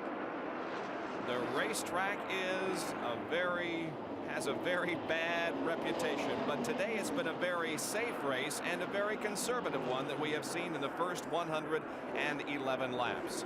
Dale Earnhardt on the roll as Darrell Waltrip, the winner of the Daytona 500, was involved in a crash earlier with Phil Parsons, and he's on the sidelines with his wife Stevie watching this TranSouth 500. We'll be back with more live coverage after this on ESPN Speed World. The yellow flag comes out on Darlington as Rusty Wallace is in trouble. This 3rd place competitor, Rusty Wallace, is low on the racetrack and headed for the pits. Quite a surprise here. He was running so well, having taken over 3rd place just a few laps ago from Mark Martin, but something is wrong. You can see a tire shredding. It's coming apart. Yeah, evidently he had a tire to blister or either maybe go flat or both. As he heads down to pit road, let's go to Jack LaRue, who's there. Well, Rusty Wallace brings the car limping onto pit road, and it's a left front tire that is down, just riding on the inner liner, and they're going to have a great deal of difficulty this time getting the jack up underneath the car. Now, you may wonder, how can they get through inspection with these cars? Well, the car went through the inspection with the Goodyears on. It's not that it's that low in terms of what NASCAR allows, but the leader starts to come onto pit road as Wallace and company have to go to work because he's got a flat tire on the right side as well. Let's go back up to you as they continue the work here on Rusty Wallace's car. And Jack, they're going to Goodyear tires now. They had Hoosier tires on it, but they're changing back to the Goodyear, and everybody else in pit on the pit road now, and here's our crew cam as David Smith jacks up the Goodrich Chevrolet of Dale Earnhardt. Man, what great shots those are. Boy, it didn't take long, did it? Man, oh man. Rusty Wallace lost a lap, and not only was the left front flat, but that right rear was completely torn apart. I wonder if he spun over there somewhere and we didn't see it. He did. Okay. He did spin, I'm sure. Well, here's a replay. See, he's already sideways on the track, and there goes the tire. There it is, right there. That was the tire that blew. Folks, what happens when you hit the brakes and the car slides across the pavement, the abrasiveness of the asphalt just rubs the rubber right off the tire and right to the air, and boom, the tire blows out. Well, Rusty Wallace has been in this position many, many times before. He, in fact, is used to this, coming from a lap or more down and still being able to win the race. He's a lap down now at Darlington. The caution is still out as Rusty Wallace had a problem over on the backstretch and did a spin down in turn number 3. He has lost a lap, but that's nothing that is necessarily going to harm him very much. Now, let's go down to Jack Aruta's with Barry Dotson, and perhaps we can get the answer to the question, did he run over something? Did the tire go flat, or did he just spin? Jack? Well, you look here, and here's Raymond Beadle, who's the owner of the car, and Barry Dotson is talking directly to Rusty Wallace right now. As soon as he gets done there, we'll ask him, Barry, we understand that Rusty radioed in that he ran over something on the backstretch. Evidently said he ran over something and cut it. It was all of a sudden and no vibration, and no warning whatsoever. Put the Goodyears on because we're going to be a lap down and they're quicker, so we got a better chance of getting it back with them probably. But they're only quicker for a while, and what if this thing goes for some green flag action here? You'll be right back to where you were before. Well, we're where the competition is, so I guess that's the way we got to look at it. Here's a gambler, gentlemen. Indeed, just another decision that you got to make on pit road, and whether it pans out, well, we'll know in a while. But for right now, Rusty Wallace is a lap down and will restart in 18th spot. I'll tell you, that was some very good, quick thinking down there on their part, that they didn't know for sure if they were going to go a lap down, but when they came in, they went ahead, put those Goodyear on there, knowing that they were faster, give him a better chance to get his lap back. So those guys are thinking. And thinking so quickly. Yeah. No one, you know, that the thing that we saw a moment ago, or just a little bit ago from Ontario, California, Barry Dotson was my jack man back then. That's right. So he's been around this business a long time. As the green wave, and Greg Sachs the leader. 5 bonus points for Greg Sachs as he leads on the restart. But look at Rusty Wallace go to the inside and motor ahead. Here comes Dale Earnhardt also passing Greg Sachs. But now Rusty is legally on the lead lap, and Rusty would like nothing better than to see a piece of debris suddenly appear on the racetrack and another caution to come out, because then he can encircle the entire track and get right back in the thick of things. And you can bet your bottom dollar, even though they're friends, that Dale Earnhardt will do his best to try to catch Rusty Wallace and put him a lap down. Friendship is one thing outside the race car, but when you're in there, well, it's a bit of a different story, especially when you're shooting for an ultimate goal of $1 million in the Winston Cup Championship. That's 1 million friends, isn't it? Yeah. Here's Alan Kowicki in car number 7, running behind the 88 car of Greg Sachs and ahead of the number 8 car of Bobby Hillin Jr. Greg Sachs, this is the best run that he's had all year, as we see Kowicki trying to go by. Even though if Kowicki does get by, it's the best run that Greg Sachs has had this year so far. He's another driver that likes this racetrack, Benny. He came here in the Dingman Brothers cars a couple of years ago and ran in the top 10, top 5 for a while, and so he had some sort of a mechanical problem, but he just likes this racetrack. He got outside there, though, now, and everybody going by. And there goes Harry Gant, also passing Sachs. Gant in the number 33 car has not had a top 5 finish since Rockingham in October of 1986. And here's Mark Martin also going to the inside of Greg Sachs at the end of the straightaway. Mark Martin moves up another position. Let's go to Jerry Punch in the pit area, who can bring us up to date on what's going on with Mark Martin. Well, gentlemen, Steve Beal and Robert Pemberton and the Mark Martin, Jack Roush crew decided to go ahead and go back to the Goodyears now. After seeing what happened to Rusty Wallace over there, they weren't sure whether Rusty ran over something or whether the cars just came apart or what. Rick Bass taps the wall over in turn 3. Gets the Darlington stripe. He's still running, but very high on the racetrack. That bank with Chevrolet now really high, trying to avoid traffic coming out of turn 4. Rick Bass having his troubles. But anyway, Martin's crew has gone back to the Goodyears, as have the Rusty Wallace crew. A lot of crews now taking a long, hard look at possibly staying on the Goodyears as absolutely long as possible. Well, there's quite a bit of damage here on the right side of Rick Mass' car that has Banquet Frozen Food sponsorship for this race, and Rusty would like nothing more to have seen a yellow come out because of that, but because Rick did not stop on the racetrack, simply continued on, we're going to have no caution, and I believe... Oh, Dale Earnhardt's in the wall. Earnhardt slams the wall going into turn number 1.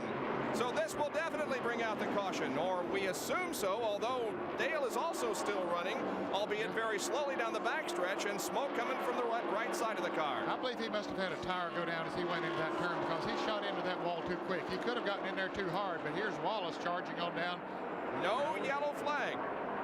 So Rusty loses out on the second opportunity here in the last 2 laps to get back up in a competitive situation, but nevertheless he is just motoring away from everybody. Yeah, he was not too far ahead of Dale Earnhardt, but now as he looks in his rear view mirror, those other cars, who Alan Kowicki now is the leader, they're far behind him, so he's not in danger of going a lap down, so he can run out there pretty comfortably for a while now. Earnhardt's having all kinds of problems getting back to his pit. He still is not back to his pit. Very slow movement toward pit road for Dale Earnhardt. Here he comes. Moving very slowly. I tell you, there's some heavy damage to that automobile, Ned. He hit the wall hard. Yes, he did, and he just shot into the wall all of a sudden. I believe that he must have run over something and cut that right front tire. I believe it is flat as we see it come around.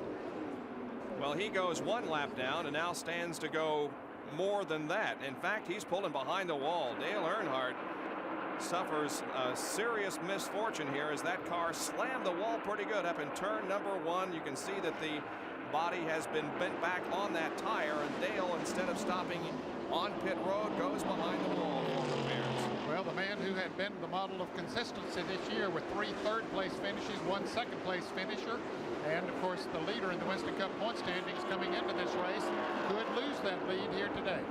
Because Alan Kowicki is in 2nd position in the points, and he's a leader of the race. And now we're watching some great competition between the number 8 car of Bobby Hillin Jr. and the 33 of Harry Gant as they contest 3rd place, I believe. That's second place. Now, 2nd place. Kowicki is running in 2nd place.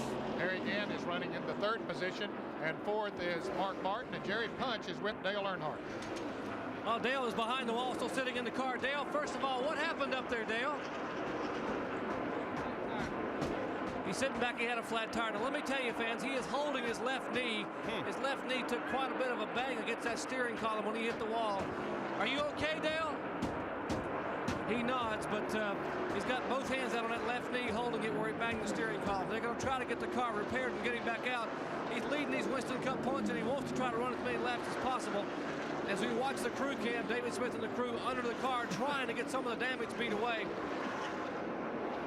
Well, he took his headset off and just put it down on the ground. That's how we're getting the pictures from that. But you can tell that Dale Earnhardt is in pain.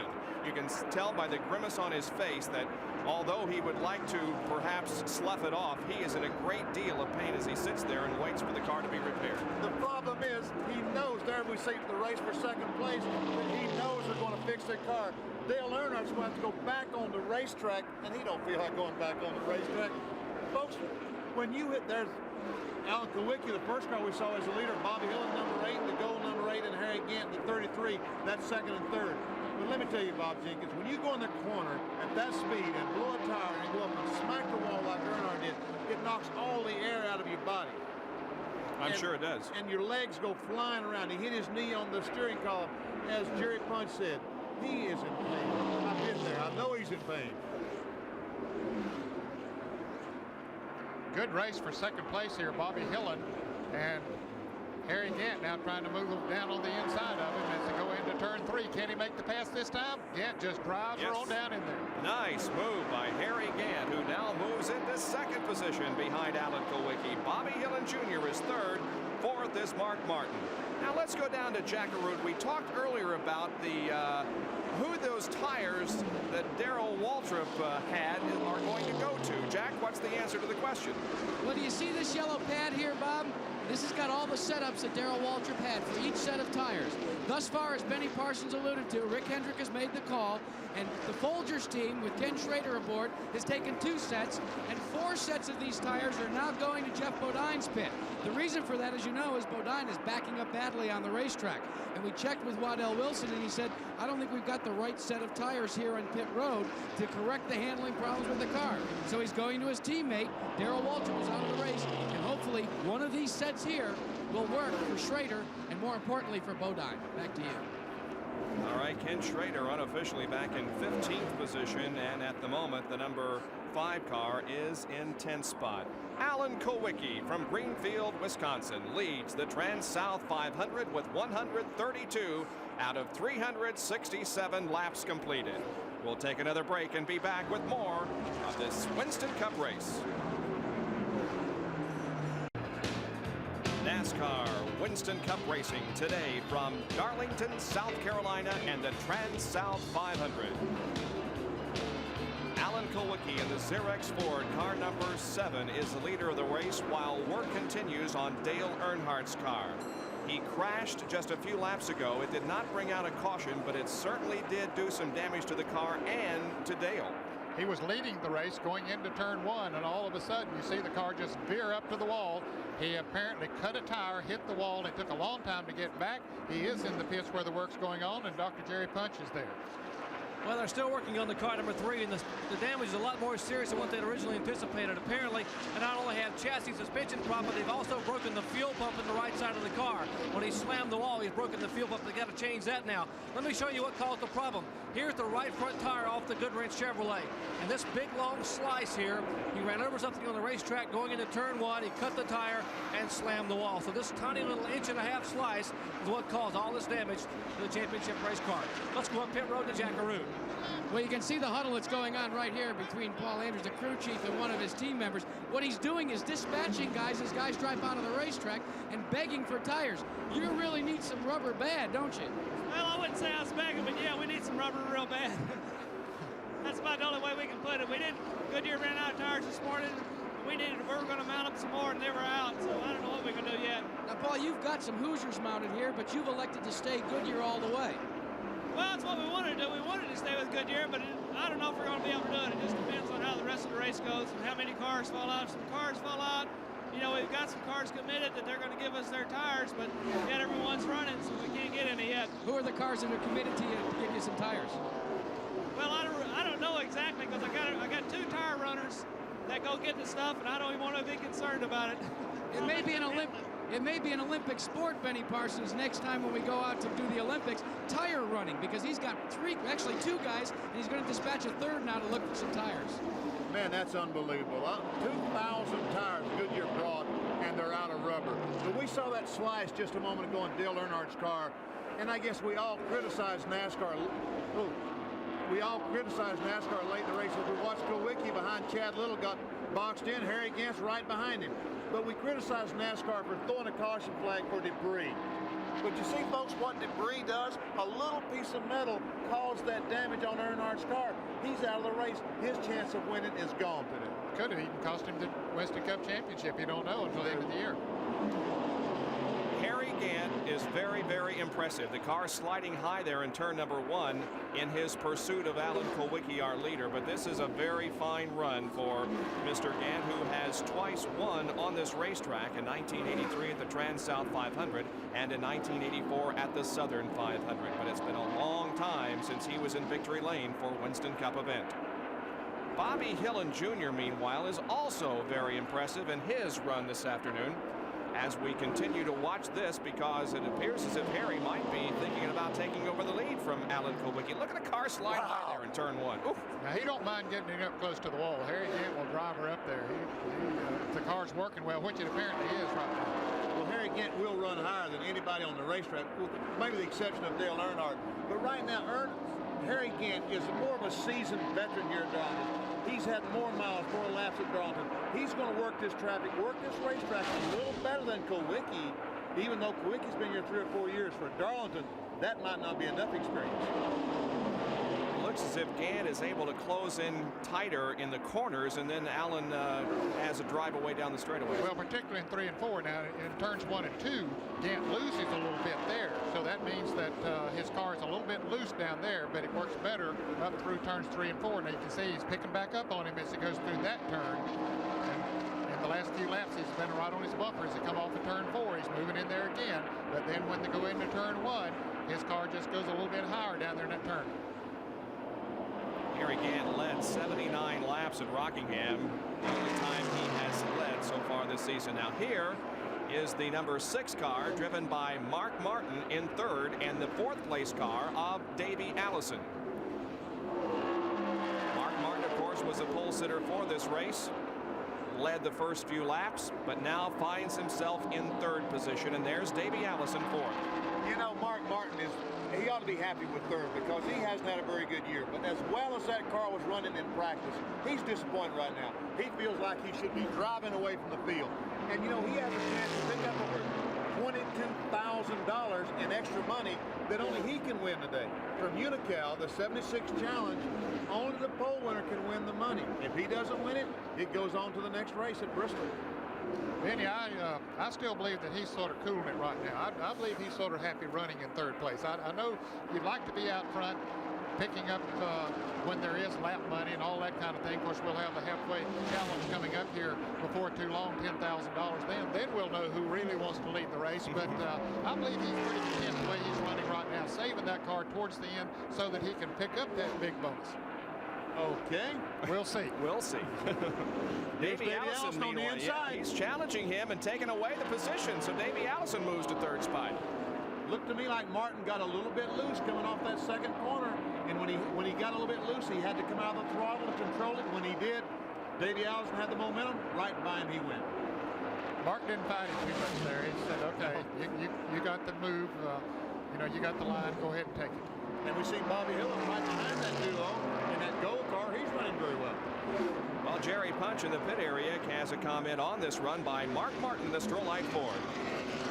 Well, Ned, as you and Betty were talking about Mark Martin maybe cooling it a little bit early in this race, that's exactly what he's doing. While you were talking, I was there talking to Steve Meal, the crew chief, and apparently they were set up to start out on Goodyears and then switch to the Hoosiers and run the Hoosiers during the middle portion of the race and save their Goodyear tires, their 4 or 5 sets, that's all they have, to the last part of the race when they would need the speed. Well, that strategy went out the window when they saw Rusty Wallace's tire come apart and spin. Well, now they are back on Goodyear, but they aren't really set up to run the Goodyear as early as they wanted to. And the car isn't that quick, so they said, we'll just be patient, keep the car out of the wall, stay out of trouble, and we'll let the last part of the race take care of itself. We're going to be out of tires. We know that. Maybe we can buy some or borrow or steal or something from somebody. But you're right. He is cooling his jets right now, just taking it easy here early on at Darlington. But Bobby Hillen Jr., I think, on the other hand, is doing all he can to get up into a competitive situation. Bobby Hillen Jr. with a very impressive run, certainly his best of the 1989 season. He started the race in 15th position. By lap number 50, he had dropped down to 17th, but then by lap number 100, he had moved up to 11th, and then that 50-lap period between 100 and 150, he really made some progress, moving all the way up to his current position of 5th. Bobby Hillen Jr. from Midland, Texas, in the Miller High Life car number 8. The leader, meanwhile, is in traffic. Alan Kowicki in the Xerox Ford car 7 is the leader. He has the number 2 car of Ernie Irvin now ahead of him as he's able to pass the number 70 car. And now Ernie Irvin moves low on the track and allows the leader, Alan Kowicki, to pass by. Well, the tree climbing dog, the very famous now flat nose that we introduced to you a couple of years ago here at Darlington. He lives just down the racetrack, and he is here in all of his glory enjoying this TranSouth 500.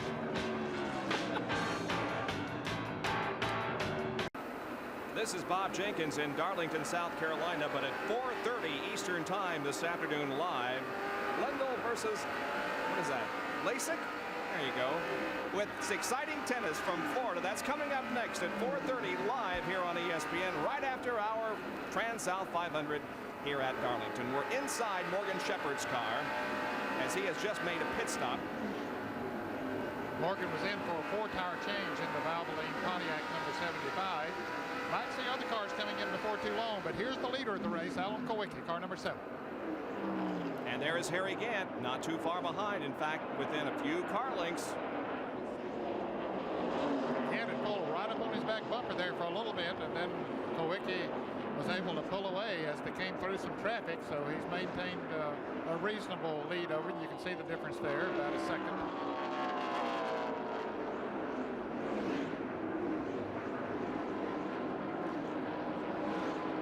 I tell you something, folks, as we see Harry again in the Skull Bandit going around the racetrack, Rusty Wallace blew the tire, spun out, and he is in front of Alan Kowicki trying to get his lap back. If the caution should come out, he would. But let me tell you that Alan Kowicki is gaining on Rusty Wallace. He's closed up a half a second in the last 3 laps.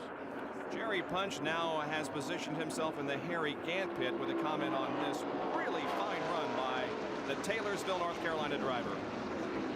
Indeed it is, Bob. You know, and it shouldn't be surprising at all. Harry Gant, last time in this race car, we saw him at Rockingham here on ESPN, and he led 79 laps, only to be involved in that melee up there between Rudd, Earnhardt, and Harry Gant. So, of course, that car was damaged heavily. He ended up finishing 31st, but this car runs well on mile or mile-and-a-half tracks, and Gant said we expect a good run here at Darlington. He likes this racetrack. It's a driver's track, and Leo Jackson and the rest of the Skull crew were very happy with this Banjo Matthews prepared car and the way it was running here.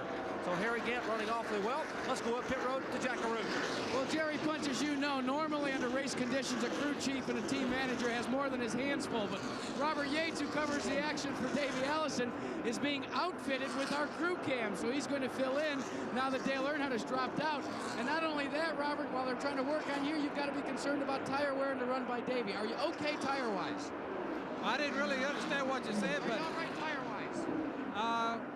We got about 30 laps on fuel to go. I don't think we're going to be able to run the full 30 laps, so we have to have right sides. Now, we checked with his tire man, and he's got enough sets from the Hardy's car when Dale Jarrett dropped out that they feel that they're all right. As you take a look at the crew cam there, they've about completed the operation. He's going to be giving us some great pictures, but as we said, they feel they've got enough tires to go the distance now, both Goodyear and Hoosier, because they rated those from Dale Jarrett when he dropped out of the race. Boy, the picture from that little bitty camera is just incredible, isn't it? As Robert Yates now has it on with Davey Allison's crew. And you notice our ESPN camera men now are wearing the fire suits in the pits, and another great safety factor. And there is the leader, Alan Kowicki, with now 160 laps completed. Kowicki's car looked like he was bobbing and weaving going down in that corner that time. Looked like he hit the brakes and the car wanted to move around on the racetrack. But as you said earlier, he is gaining on Rusty Wallace. He has pulled away from Harry Gant, so he is the fastest car on the racetrack, even though it might look a little bit slippery in the turns. And certainly those tires, Benny, are getting worn now, and it'll make her slide over the turns. She's sort of on pins and needles out there. Look at that car. Back in the pack. See that car wiggle just a little bit? Yeah. Go ahead. I'm sorry, Mr. Jenkins. That's all right. Back in the pack, we have the number 88 car of Greg Sachs, the 42 machine driven by Kyle Petty, and the 5 of Jeff Bodine, and that is 7th, 8th, and 9th position. Now Kyle Petty moves into 7th spot, going to the low side and passing the 88 car of Sachs. And now here comes Jeff Bodine. What happened when Kyle pulled up in front of Sachs? He took all the air off that rear spoiler, and I knew that car was going to get loose when he came off the corner, and sure enough it did. And Kyle's heart, I think he started beating about right now. After a couple of disappointments for that team this year, the number 42 car of Kyle Petty, it is back and running well. And that number 5 car driven by Jeff Bodine, well, there has only been one driver that has led all events in the Winston Cup Series so far this year. That has been Jeff Bodine in the number 5 car. He has not led a lap yet here today. Rusty Wallace is really losing ground right now to Alan Kowicki. He had gotten himself back in the lead lap, hoping for a caution. That caution has not come, and now Kowicki is really mowing him down.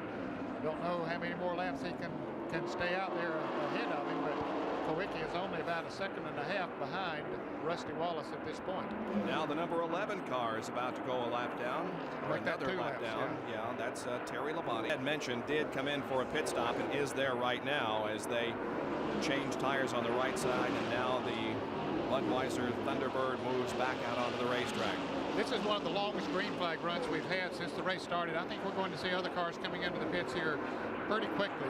Robert Yates, who owns the Havoline Star Ford Thunderbird that Davey Allison drives, mentioned there a moment ago that they didn't have enough tires to go a full gas stop. They're going to have to come in before too long to change. And you can see that Alan Kowicki, I mean, yes, has moved in closer to Rusty Wallace. Now we see some great racing back in the pack. The 88 car is just dropping back. We saw him leading the race just a moment ago, and it looks like his tires are gone because the 30 cars, so many cars, Michael Walton just passed him. Ricky Russ pulled up behind him. The 88 car got some serious problems right now. Well, Benny, these drivers are really having a tough time when they go into these turns. You mentioned Alan Kowicki doing a little bit of slipping and sliding, and he's still the fastest car on the racetrack. You can imagine what some of those other fellows back in the field are going through if their cars are not handling quite as well, and those tires worn as much as they are now. When they get in those turns, it's like almost riding as if you were on ice out there. It sure is. And running this close together, and certainly the speeds they run here, there's quite a bit of air that comes up from the other cars, upsets the car, as you mentioned earlier, on the spoiler situation. And here now, Alan Kowicki has caught Rusty Wallace, trying to put him a lap down. He moves down on the inside, takes measure of him as they come off of turn 2, and they'll run side by side down the backstretch. Rusty will try to beat him into that turn. Let's see who backs off first, and it's Rusty. He just didn't have much choice, but I tell you what, Ned, would you have, if someone had told you January of 1989 that Alan Kowicki would be the most dominant car in the first 5 races of the Winston Cup season, you'd never believe him, would you? Well, no, I knew Alan would run strong, felt he would, because he ran strong last year, particularly in the last half of the season, but I would not have thought that he would dominate as much as he has up to this point. Well, certainly Alan Kowicki has been very, very good in the first 5 races of this year. Now putting a lap down, Rusty Wallace a lap down. Those cars are about to come into the pits. In fact, there's action out on Wallace's pit road, and sure enough, here he comes. So Rusty Wallace brings the Kodiak Pontiac down pit road, and Jackie Arute will be there to call the action. Well, Ned, the crew has decided that after he went back down a lap that they'll come in and take 4 tires all the way around. They're going to stick with the Goodyears, but they said no sense to try and stay out there because the tires have just gone away. So he has got his lap back. Now he's lost it again. Barry Dotson brings the jack around to complete the exchange of tires all the way around. And very seldom, as you know, do you see a 4-tire change under green, but not today. They've got to do it each and every time. He is off and away in 21.6 seconds. A good stop for 4 tires under green. That is an excellent stop for 4 tires under green. The world's record, I mean, folks in Rockingham each year, they have a competition, and the world's record is 23.5 seconds or something for a 4-tire stop. I mean, I realize that the timing isn't quite the same, but nevertheless, that's world record speed right there. Excellent, excellent stop for Rusty Wallace and Barry Dotson and the rest of the Kodiak pit crew. Alan Kowicki is staying out on the racetrack. The number 10 car of Ken Bouchard moving to the inside as Alan sets the pace with 171 laps in the book. We'll be back with more of the TranSouth 500 after these messages. Stay with us. The legend continues. Robbie Knievel will attempt to jump over the Caesars Palace fountains on a live pay-per-view spectacular Friday, April 14th at 9 o'clock Eastern Time. Now, you should contact your local cable system to subscribe to this live pay-per-view spectacular. Will he make it over the fountains? Robbie Knievel will attempt on Friday, April the 14th. Rusty Wallace driving like someone possessed right now. He just drove by Harry Gant, the 2nd place car, the green and white 33. That's the 11, the red and white 33, Terry Labonte that he went by. On lap number 184 in 10 more laps, $10,000 will go to the leader of the race in the Gillette Right Guard Halfway Challenge. $10,000 to the leader of the race at the halfway point. Let's go down to Jerry Punch in the pit area. Well, Neil Bonnet behind the wall in the Citgo Ford. And Neil, it's been a tough day for you. What happened? Well, we were off the pace and coming off 4, the motor just let off. It started falling down. I left it out of the throttle. It seems like we're on 7 cylinders. They're just trying to see if we can get back in or not. Leonard Wood and the rest of the Wood brothers trying to work on the car. You mentioned about the halfway challenge, fellas. Interesting, Harry Gant pitted on lap 115. He would have to run 69 laps to make it to halfway. They think they can make it to halfway and try to pick up $10,000. They don't believe that Kulwicki can go to halfway point. I think Kulwicki will have to pit sometime in the next 5 to 7 laps, and that will give Gant $10,000 from Gillette right guard by default. That's what the Harry Gant crew is hoping will happen in about 6 or 7 laps. Well, it appears, Jerry, as if that is going to be the situation, because the Xerox team is ready for a pit stop. You can see that the tire men are holding the tires, getting ready to jump over that wall. Alan Kulwicki is on lap number 177, and the halfway point is 184, and I don't know whether he's going to stretch it or not, but boy, to give up $10,000 would be unfortunate for Alan. Well, it really would, because he has a good lead. Well, a pretty good lead. There's Harry Gant coming into the picture back behind him there. We saw that orange car. Remind us that Darrell Walter pulled back out on the trap a few laps ago. But we understand that Kulwicki may be coming in this coming lap, this next time around. So he will give up the lead just before the halfway point. But he perhaps is thinking more about winning the race than winning the $10,000, being the leader at the halfway point. Indeed, the number 7 car. Oh, and he has overshot the pit entrance almost and had to really slam on the brakes and slide sideways. Here comes Alan Kulwicki for the pit stop. Jack Arute will be there to call the action as the Xerox Ford is headed your way. Well, he gathers his emotions back in and tries to hit the mark as he comes to the service of Paul Andrews and company. The Xerox Ford has come in, and I asked Paul before they came in, what about the 10 grand? He said, we thought about it, we talked about it, but we couldn't make it. The tires have just gone away, so he's elected to come in and forsake the 10 grand for hopefully a trip to victory lane. They've completed the exchange of rubber on the right side, and now they are going to the left side as well. Something is hanging down from the front of Kulwicki's car, however. It's a little bit of the fiberglass is actually hanging down in the front part of Kulwicki's car in 24.4 seconds before tire stop. Well, that was a very good stop, Jack, no question about it. But when you compare it with the 21.2 that Rusty Wallace made, well, it looks a little bit slow. Here's Mark Martin in for a pit stop in the Strolites Ford number 6. Steve Wheel-led crew going to work on that car as they're completing the tire change on the right side. Fuel is going in the car. Looks like they're not going to change left side rubber. They're only changing the right side, so he's down the way in 18 1/10 seconds. And 180 laps are now complete. We are 4 away from the Gillette right guard halfway challenge, and the leader is Harry Gant. Is he going to stay out there and use those worn tires and pick up the $10,000, or will he too have to come in? He has Ricky Rudd in the number 26 car and Richard Petty in the 43 just ahead of him. Now, Ricky Rudd just made a pit stop not too long ago. He was pitting on the backstretch. He should be able to pull away from Gant. Richard Petty out in front there, and here's Bill Elliott in the pits. Right side tire change on the number 9 Ford. Bill needed a good race, as we indicated in the open, to get back up there in terms of Winston Cup points to defend his championship, but it's just not happening for the Dawsonville driver again. And here's Jeff Bodine in. Now, we noticed that they're putting Goodyear tires on Bill Elliott's car. He had switched to Hoosier at one time, but they definitely put Goodyear back on it this time. Let's go to Jack Arute once again, quickly. Now, Jeff Bodine is going to Hoosier tires, taking off the Goodyears and going to the Hoosiers. They've changed the right side, and they're going around to the left side tires now, completing the fuel fill.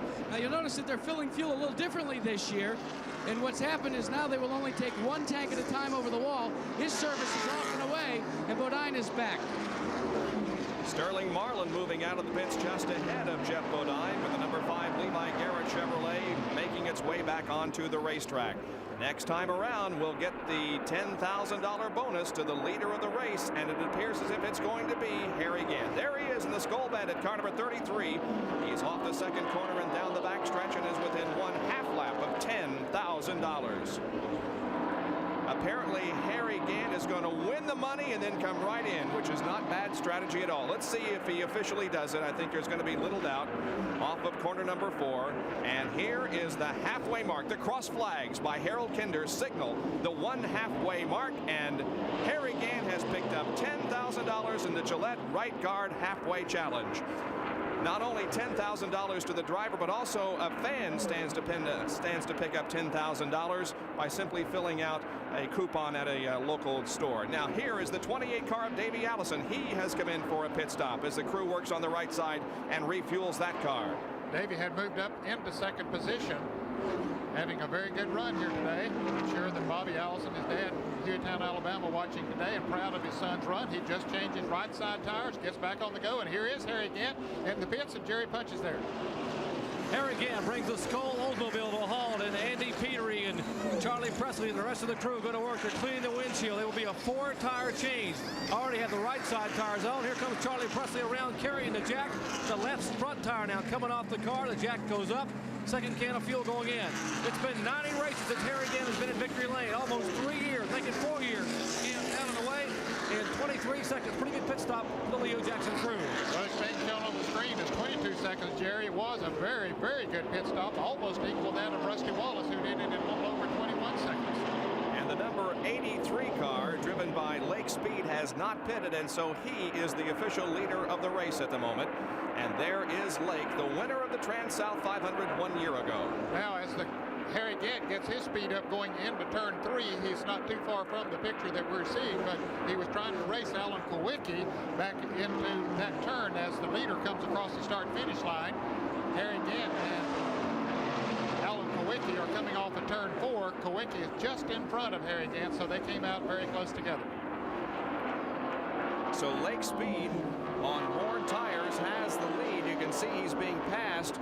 Number 15 car of Brett Bodine goes underneath, and obviously Lake Speed is going to have to make a pit stop before too long. As a matter of fact, he is doing it right now. So Lake Speed relinquishes the lead, and it now goes back to Alan Kowicki with second place Harry Gant. Here comes Lake Speed, the Bullseye Barbecue car,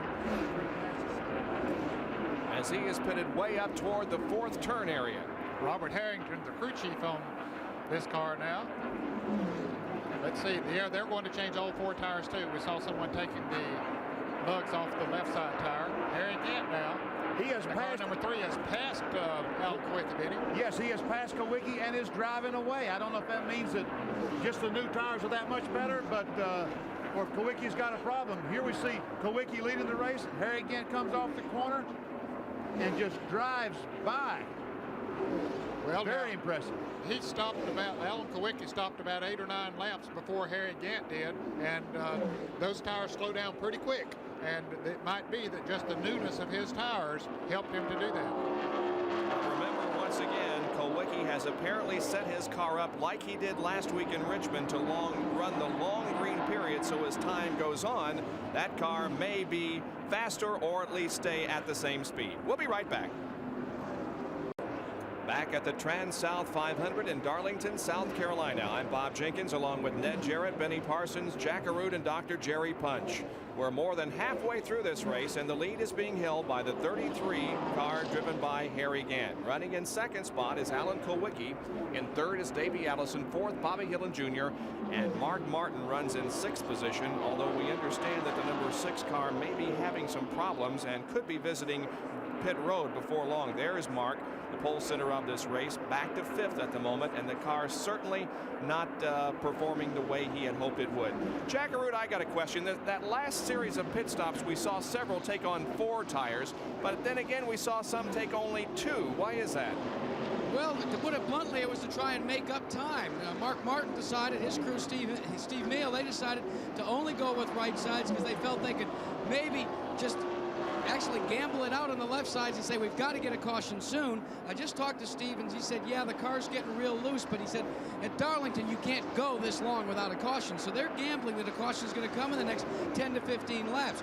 Likewise with Robert Yates, you saw the fast action there from the crew cam. Well, they elected only to change right sides as well. Yates says, hey, you've got to get a caution soon, so why take the gamble under green and change 4? So it may come up roses for them, but it may come up stones as well. Who knows? One of the gambles that you got to make.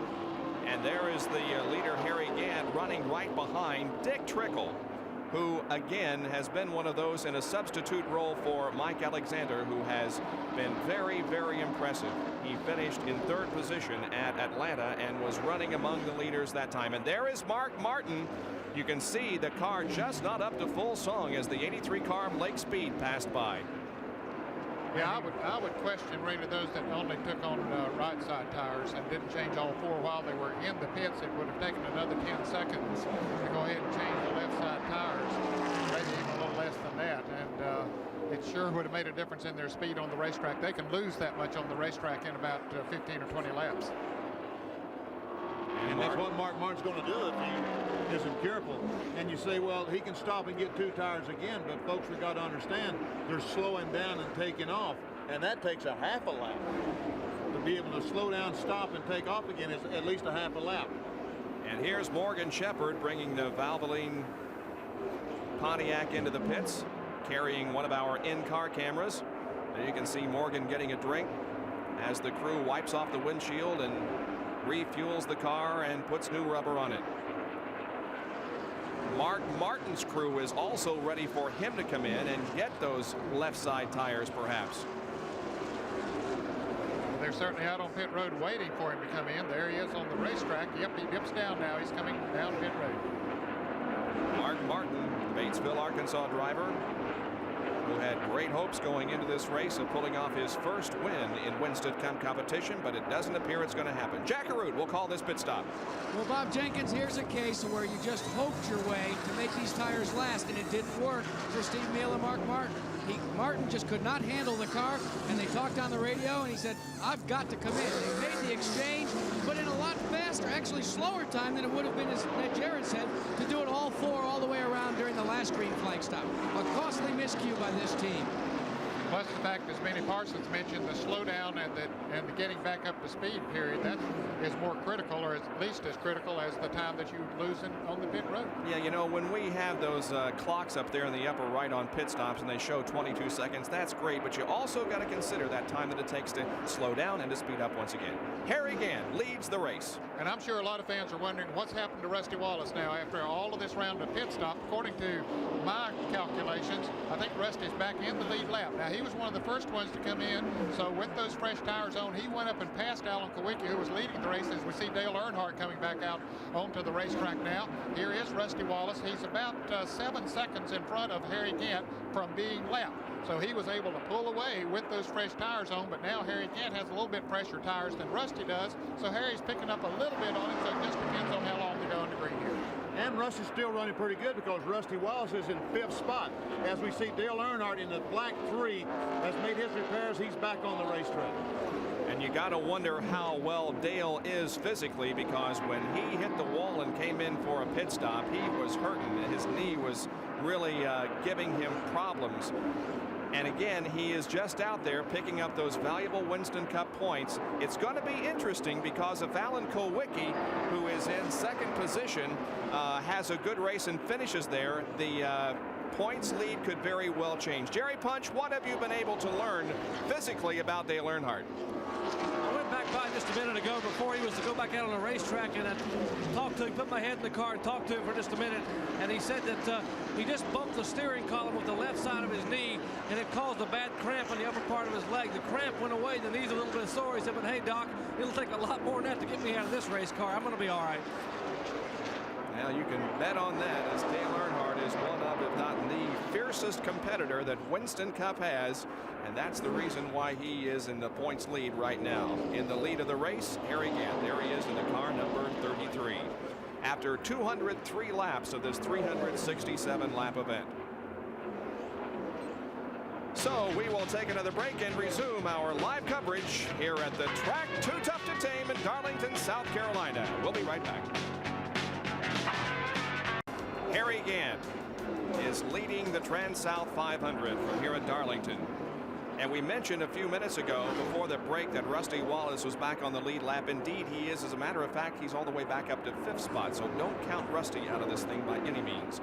In 2nd spot is Alan Kulwicki. 3rd is Davey Allison. And 4th is Wallace. In 6th position is Sterling Marlin. 7th is Jeff Bodine. 8th is Ricky Rudd. 9th is Kyle Petty. And those 9 cars are on the lead lap. In 10th position, a lap down, is Michael Waltrip. Then comes Brett Bodine, Bill Elliott. The number 4 car driven by Rick Wilson. Then comes Mark Martin in 14th. Ken Schrader is 15th. Greg Sachs 16th. And in 17th position is Lake Speed. 18th position, a couple of laps down, is the 84 of Dick Trickle. Then Richard Petty and Terry Labonte. It's good to see Harry Gant having such a wonderful day. The fellow that owns his car is Leo Jackson. And remember the car that I used to drive, the black 55 Copenhagen car? That was Leo Jackson's automobile. So I drove for Leo for 4 years.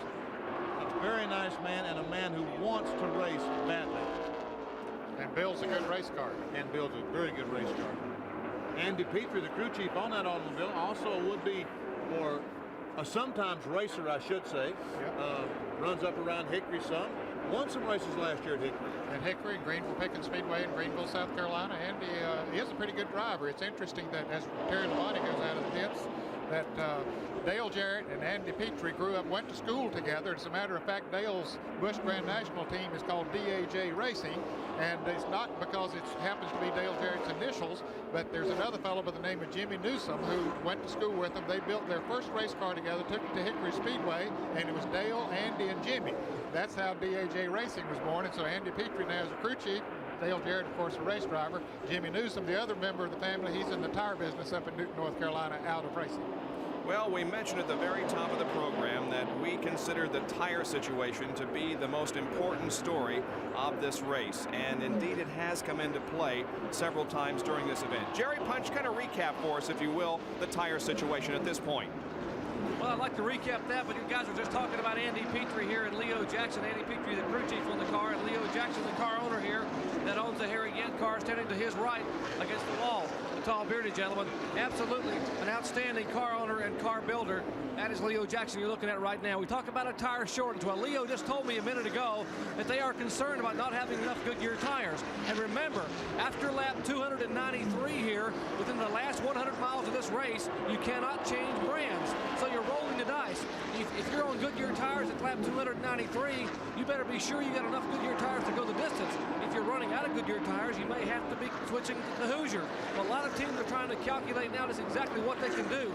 That's why a lot of teams wanted to run the Hoosier tires early and save all their sets of Goodyears, which are much quicker later on in the race. So they're trying to decide here in the Harry Gant pits what they're going to do. Will they be able to have enough Goodyears to go the way? They're going to have to try to risk it and stay on the Goodyears. Let's go up pit road to Jackaroo. Well, Jerry, one team that has no tire shortage, Goodyear's to be specific, is Rusty Wallace, who's running in 5th position. Take a look at this. 1 set, 2 set, 3 sets, 4 sets, 5, 6 sets of brand new Goodyear tires. Now, let's take a look over here. He's got another 1, 2, 3, 4, 5, 6 sets of Hoosiers. So whichever way it goes, Rusty Wallace is in A-OK shape. And Rusty Wallace, as we mentioned, runs in 5th position. Now, Harry Gant in car number 33, there, the middle car, has already lapped the number 7 car, rather the number 5 car of Jeff Bodine. So that now means that there are 7 cars on the lead lap, and the next car to be lapped would be the number 26, driven by Ricky Rudd. So indeed, Harry Gant is pretty much making well, good progress here, making a shambles of this race. Yes, he has pulled away from Alan Kulwicki by about 7 or 8 seconds, just maneuvering through traffic. That car handling so well for him, and he's driving the wheels off it. We've completed 215 laps as Harry Gant laps the number 2 car driven by Ernie Irvin. 215 are completed. We'll take another break and be back in just a moment. Harry Gant continues to lead the TranSouth 500, and here's our Napa race summary. Harry had led 31 of the 210 laps at an average speed of 128.062 miles an hour. 8 leaders, 11 lead changes. 7 cars are currently on the lead lap, and we have had only 3 caution periods for 19 laps. No serious crashes to this point. Cars that have dropped out of the race include Dale Jarrett in number 29, Phil Parsons in 55, and Neil Bonnet in 21. So you can see that the attrition rate hasn't been all that bad, at least for this racetrack. Now, Darrell Waltrip was involved in an incident with Phil Parsons, as a matter of fact, early in the race. There you can see Phil moving to the inside of the 90 car driven by Chad Little, and watch Phil Parsons touch the number 15 car, slide up the banking right into the path of Darrell Waltrip. Waltrip was in the pits for many, many laps. However, he has no front end on that car, but he is back in competition going for the points. Phil Parsons had to drop out of the competition. Another angle of that incident, which occurred earlier in the race. Parsons in 55. Brett Bodine in car number 15. There you can see that Darrell just runs out of racetrack as Phil came sliding up on top of him. Now, the 3 car of Dale Earnhardt also had an incident with the wall. There in turn number 1, as a matter of fact, right there where Harry Gant is at the moment, and also was in the pits for several laps. But Dale Earnhardt is also back out on the racetrack, but many, many laps down. Both Darrell Waltrip and Earnhardt back in competition after the earlier incidents. And almost into the wall a lap or so ago was the number 83 car driven by Lake Speed. Look at that. Oh, sideways down the main straightaway, and the car almost got out from under him. Yes, it did. Looked like he and Greg Sachs, the blue car right behind him, might have gotten together just a little bit as they came down the front straightaway, and Lake gathered it back in and kept it going. Yeah, if he had hit the wall and interviewed Lake Speed, he would have been jumping on the 88 car as well. Back when Darrell Waltrip had his problem, he said he was a blue car, and he thought it was 88. That was incorrect, but that was Greg Sachs there that had the problem with Lake Speed. And we're giving you now the field rundown after 210 laps as we continue to watch Harry Gant lead this race. His finishes this year, he was 12th at Daytona, he was 31st at Rockingham, 29th at Atlanta, and his 14th place finish just last week in Richmond. But again, as we mentioned, that these finishing positions don't necessarily reflect how well that car has run at some points during this '89 season. Can he hold on to win this race? If he does, it'll be his first win since September of 1985. Back in a moment to Darlington, South Carolina. ESPN Speed World at Darlington, South Carolina for the TranSouth 500 as we are now 227 laps into the race. Jack Arute is in Rusty Wallace's pit, and here he comes for another stop. Well, he surprised the crew by about a lap and a half because they were discussing what they were going to do. They naturally are going to the right sides. Taking those tires off as Harold Elliott, the engine man, cleans the front grille and checks the left sides. He makes a check, and they've elected only to take right sides after this stop, and Rusty Wallace is away. And a fairly good stop under green flag conditions. Rusty Wallace came in 5th position. Now goes back out onto the racetrack. And he was just about to go a lap down. Harry Gant had almost caught him before he came into the pits. Now Harry Gant, as Rusty gets his speed back up, is coming off of turn 2. He's going to go about 2 laps down here if he's not careful. Of course, he will have those 2 new right side tires. That should keep him out there, so he should stay ahead of Harry. He's about 3 or 4 seconds ahead of him now, so he should be okay. Looks like he is going to make it. That was a good gamble on their part if the left sides are not worn out, because they don't need to go 2 laps down at this stage of the race. Just change 2 tires, and maybe somewhere along they'll catch a caution flag and only be 1 lap down. Or maybe Harry Gant will have to pit, and then the caution flag will come out, and they'll be in the back in the lead lap. You know, we have had relatively few caution flags for a Darlington race and no serious crashes. I still think that we're seeing what we did in the very early stages of the race, and that is these drivers are being very conservative. There you can see Sterling Marlin in car number 94 goes a lap down to the field, and he is in 5th position, and so there are only 4 cars on the lead lap. As I mentioned earlier on in the show, this year has been a strange year because the competition that we talk so much about just hasn't been there. Rusty Wallace, Alan Kulwicki, Harry Gant at Rockingham, Ricky Rudd's car, at Daytona, Ken Schrader's car. That's about it. So many people are disappointed with their season. Bill Elliott, Kyle Petty, Michael Walter, the Stravola boys, the Miller High Life cars. Alexander had his problem and is still not driving the automobile. Sterling Marlin just went a lap down. We felt like he was going to be a driver that could win any place. Davey Allison, a great runner last year, just hasn't had the good runs this year. But on the other hand, here's a guy who is with a brand new team this year, and he has been good in every race. Here again. He has been good. Well, I think it's a tribute to Leo and Andy. I mean, they felt like that Harry Gant was a very good race car driver and that he could do a job for them.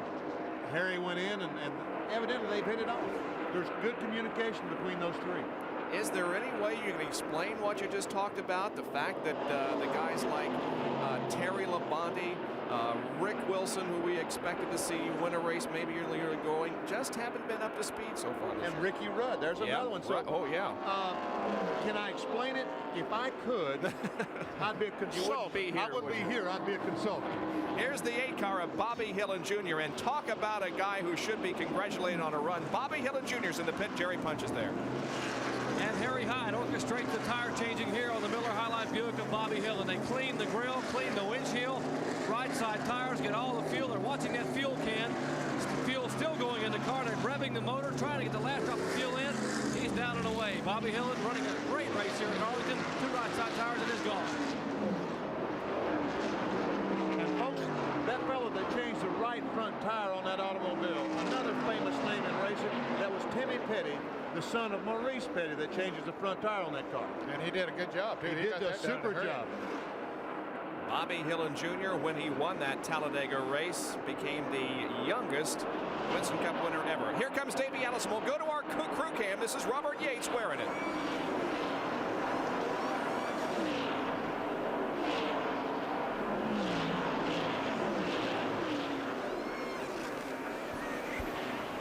Now, they will change 4 tires this time. They only took on 2 tires when they made their last pit stop. So you can see Robert Yates come around to the other side. Already has it jacked up.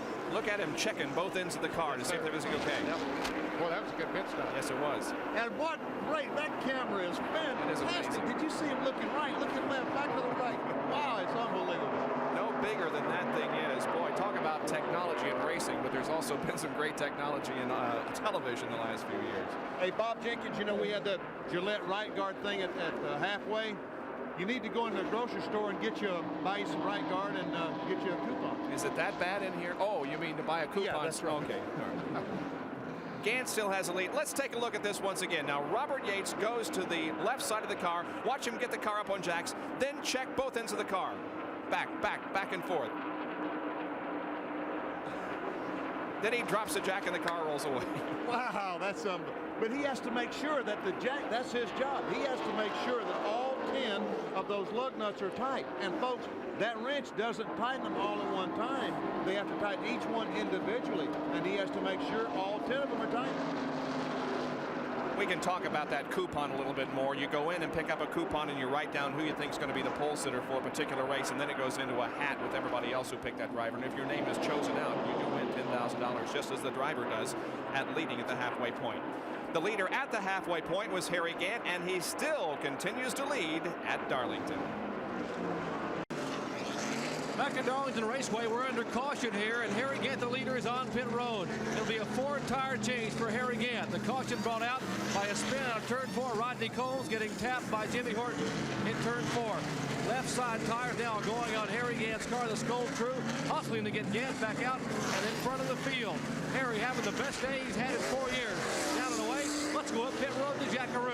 And Jerry, what a break this caution was for Alan Kowicki and his team. They thought they were running out of fuel, and they were also out of tires. In fact, they found a brand new set of Goodyears, but they're going to put scuffed Goodyears on right now because they hadn't finished the work sizing up the new tires that they got from Darrell Waldrop's team. So they're going to go with some tires that they used in practice, had about 5 laps on them, but they were able to do this under the guise of caution after Kowicki had actually slowed dramatically. But he may get lapped nevertheless. Let's see, they've got the go sign out, so he will go by. But he did go a lap down, Jack, because the pace car went by while he was in the pit area. He maybe should have tried to go another lap and catch up to the field. He was over a half a lap behind Harry Gant when he came in, and think that was a little misjudgment there. He needed to go another lap. Could have been a costly mistake for him. Jeff Bodine, the number 5 car, moves back out onto the racetrack after having completed his pit stop. Sterling Marlin also going out. The 27 car of Rusty Wallace is still on pit road as they're changing the tires on the right side of that car. Let's see if it's a 4-tire change. Yes, it will be. Harry Dotson moves to the left side now, and the rubber is being replaced on the left side of the Kodiak Pontiac. Bill Elliott pulling out of the Coors number 9 red car. There goes Michael Waltrip by in the number 30 car. And on the backstretch, we see that the number 71 car, driven by Dave Marcus, is stalled for some reason. Can't explain that at the moment, but looks like he's about to get it to going. Maybe it's just stopped. I don't know. The car apparently is not running now. He has it fired and pulls it down to the inside of the racetrack, or attempts to get it off of the groove. He was sitting right out in the groove as we saw the other cars coming. Fortunately, he was under caution. There has been a lot of refueling that has gone on this afternoon, but no incidents like there was a couple of weeks ago in Atlanta. And perhaps that's the one thing fire that drivers and race crews fear the most. After Richard Petty's accident at Atlanta, crew members are thinking more seriously about protecting themselves on pit road. Fire, an essential element of existence. But uncontrolled or in the wrong place, it can be destructive and harmful. In the early Winston Cup racing days, fires occurred when gasoline dump cans didn't have the safety devices of today. Today's dump cans, though, have a dry brake, spring-loaded quick disconnect, which shuts off fuel flow when it's not properly inserted into the car's receptacle. Accidents do still occur, however, just like they did several years ago in this incident with Ned Jarrett at Riverside, California.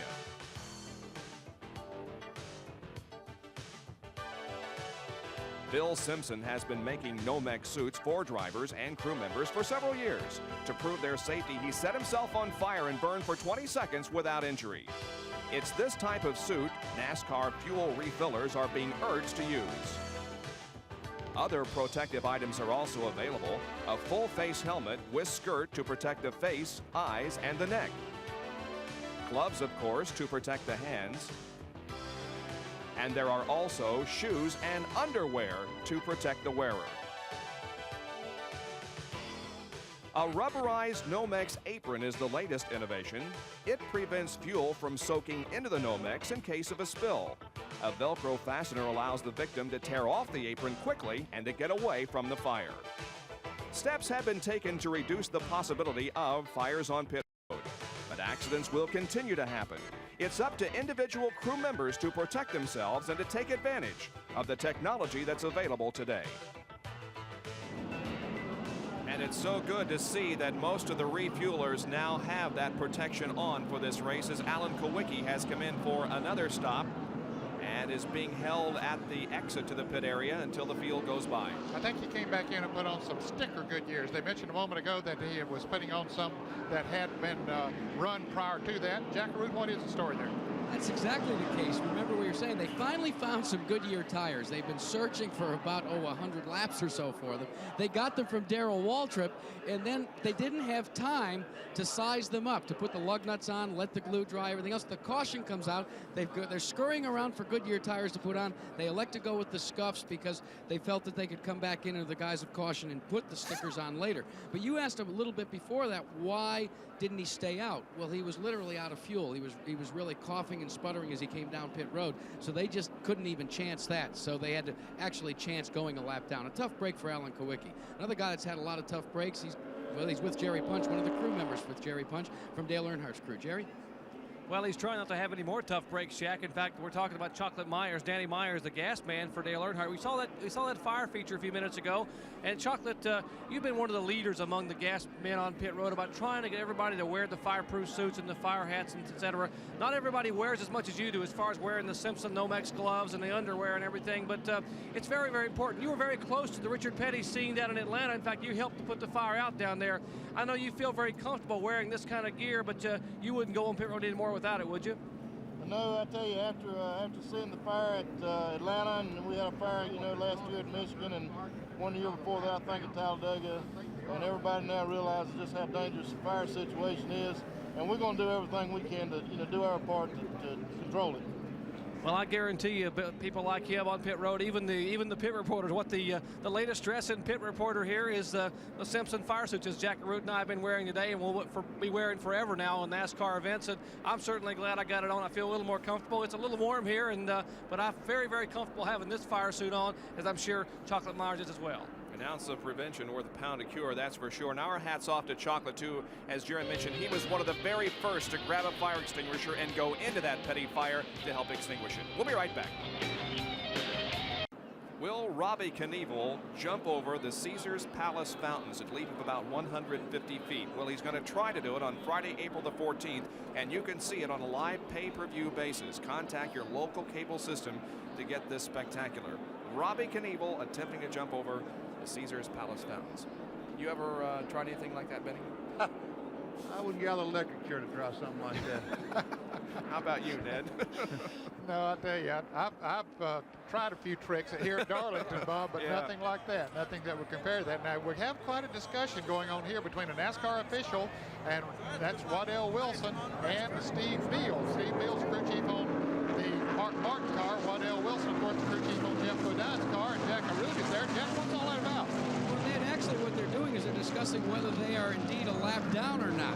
Now, you know, the situation was that Harry Gant pitted under the conditions there, and when Harry pitted, NASCAR reverts back to the next car in line, and that's the situation that's now being discussed by Waddell Wilson and Steve Meal. And one thing that's great about NASCAR this year is they said, we will make every attempt to straighten it out before we go back to green flag conditions, and that's in essence what's going on right here and causing the extension of this caution period. We'll try and sneak a listen and report back to you what we hear or overhear during this privileged conversation between these two great crew chiefs and NASCAR.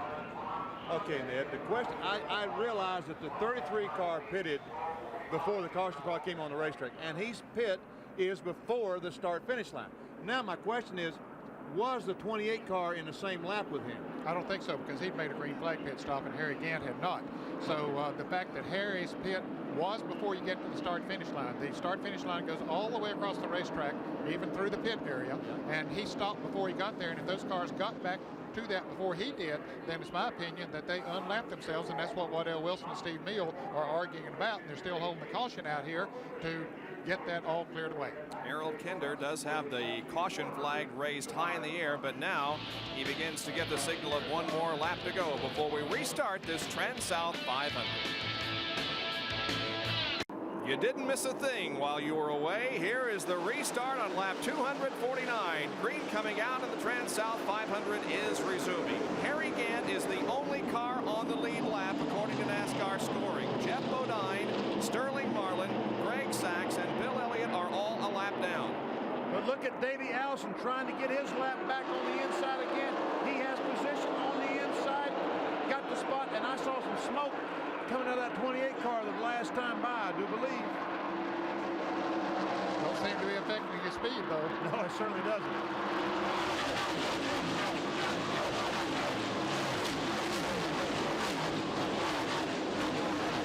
Jeff Bodine is in second position. He's the third car there on the track. The fourth car in your picture is the 84 of Dick Trickle. And Jeff Bodine is in second position, but a lap down also. And here's Trickle moving to the inside of Jeff Bodine and going too wide into turn number 3. Trickle has that pass made successfully. That's an impressive move for a rookie, don't you think, Ned? Yeah, it really was. He's adapting to this track pretty quickly. Yeah, you can see some of the other cars pulling out the pass. Ricky Rudd back there in the green Quaker State car making a move. Here's Dick Trickle high on the racetrack in turn number 2, right behind leader Harry Gant. Now, we mentioned a moment ago that discussion was going on down pit road there about whether Jeff Bodine and maybe Mark Martin and a couple of others got to the start-finish line since Harry Gant was pitting before he got to the start-finish line. We understand that the leaders are scored as they go by the scoring stand, which is further on up pit road and at the end of pit road before you even get to the pits, as a matter of fact. And Harry Gant had passed there. He was in the lead when he came by that position. That's exactly right. That's the point that you and I were not taking into consideration, that they are scoring. And ooh, that was close. Jeff Bodine, something is not just right on his car, because look there, everybody's going by. He motioned to Sterling Marlin and said, go ahead, you got the spot. Just don't run over me. But now here comes Jeff back on the inside. But he did put his hand out the window and signal Sterling Marlin to go by. Here's the 15 car of Brett Bodine, his brother, right behind Jeff. Here's a replay. There we see the Sachs car come alongside Jeff on, and Jeff just isn't getting off that corner. And watch how close the left, front, and right rear of those cars. I think they touched. They did, yes. And yeah, there's Jeff signaling, hand out the window, signaling to Sterling Marlin to go on. Well, he might have been signaling to Greg Sachs in front of him. Yeah, the signal might have been for the guy in front of him, not the one coming up behind him. We couldn't exactly see what perhaps digit he was using on his hand there, but nevertheless he did make some kind of a signal out the window. Bob, we had that feature on the fire situation a little bit earlier. Of course, we saw the fire of Richard Petty in Atlanta, Georgia. Robert Calicut was a member that was burned. He's in Augusta, Georgia, in the burn center there. And we want to say hello to Robert this afternoon. We understand they've been doing some skin grafting on him. And Robert, we hope we'll see you back out here before too long. Also want to say hello to Billy Esper, who's a charter member of the Darlington Raceway Green Flag Club. He has been in the hospital, Florence General Hospital, for the past 2 weeks, and today is the first day that he's allowed to watch television, and we're happy that he's able to tune in to the TranSouth 500. This is the first race that he's missed here at Darlington in 20 years. And Billy, we're sorry that you couldn't be with us here today. Hope you get out of the hospital real soon. We saw Jeff Bodine's windshield. It looked like it was darker. See how much darker it is than some of the rest of them? And let me tell you, folks, when you're behind that car, you're running blind. I don't know if this windshield is. There we see isn't half of it black? Yeah. Okay, now the guy behind him can't see through that, and really and truly you have to depend on looking through there to be able to see what's in front. As we see Rusty Wallace, he's got just a little bit of a window there. I thought NASCAR, I thought that was illegal, man. Well, I didn't know that they could put the tinted glasses in there, but I'm sure it's for the late evening sun as you go into turn one. It is tough going into that turn this time of day as you're looking into the sun. It is, but I'll tell you what, those tinted windshields make it awfully difficult for those people behind you. Richard Petty used to have those tinted windshields in his car. Oh, look at the smoke off that tire. I guess that was tire smoke, but a lot of smoke off Bodine's car. That's something that those of us who have never been race drivers don't realize, but you would have to look through the car ahead of you to see what's in front of that car. Of course, you're a foot behind the guy in front of you, and there's no way to see except through his windshield. And whoa, Rusty Wallace and Sterling Marlin very close going off turn 4. Rusty making a good run to the front. How many laps down is he, Ned? 2? We have him just 1 lap down, I believe. Yeah, he had made a green flag pit stop before that last caution came out, and I think that he did keep from going 2 laps down. Kenny Martin said he's a lap down. Look at this. Wow, he is running hard. He sure is. On the high side of the racetrack, that's Rodney Combs in 34 that caused the most recent caution period when he spun and hit the wall slightly down in turn 4. You can see the damage there on the front end of that 34 car as he hit the inside wall coming off of corner number 4. Those 3 cars we're seeing there, Rusty Wallace, Sterling Marlin, car number 44, Jeff Bodine in car number 5. They're running in the 3rd, 4th, and 5th positions, 1 lap down. Greg Sachs, the scoreboard is showing, as being in the 2nd position out in front of them a little bit. So a very interesting race has developed as after 259 laps, only 1 car is on the lead lap, and that is Harry Gant in car number 33. So there are about 10 cars that are only 1 lap down, including Davey Allison, who is just in front of Harry Gant. He is almost 2 laps down, fighting for his life out there to stay just 1 lap down. Davey currently running in the 11th position. We'll be back with more of the TranSouth 500 as we're live from Darlington, South Carolina on this Sunday afternoon. Stay with us.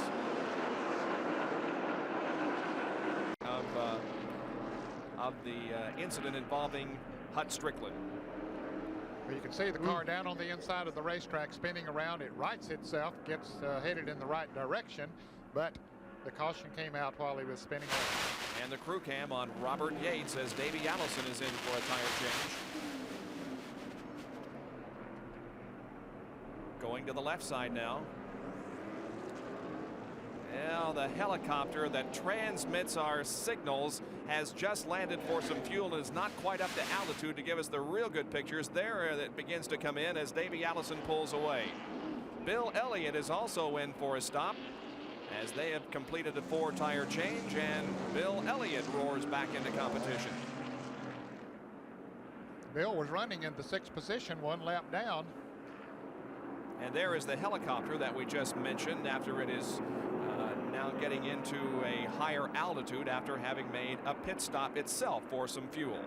Yeah, you know, we talked about Bill Elliott, and he's not setting the world on fire, but nevertheless is turning in the best performance of the year so far. Yeah, he's not doing too bad. He's has not been running as fast as Harry Gant, Rusty Wallace, and some of the others, but he has been very consistent out there and has only gone 1 lap down. Well, it appears as if NASCAR is still having a bit of a discussion over the scoring of this race, and if indeed Harry Gant is the only car on the lead lap. So Hut Strickland's incident over in turn number 2 brings out the caution, but perhaps the scoring situation that NASCAR is talking about will keep it out just a little bit longer than normal. Well, Harry Gant beat Rusty Wallace back out of the pit, so he's right out in front of him. If he is the only car on the lead lap, well, he's in good shape.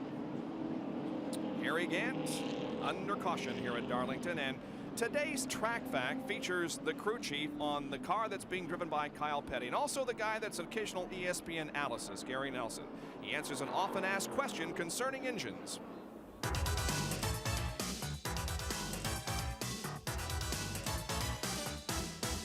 Track facts are brought to you by Quaker State Motor Oil. The big Q stands for quality. Always has, always will. I've been asked, how long does a Winston Cup car last? Well, what we've done here is taken an engine apart to show you some of the pieces.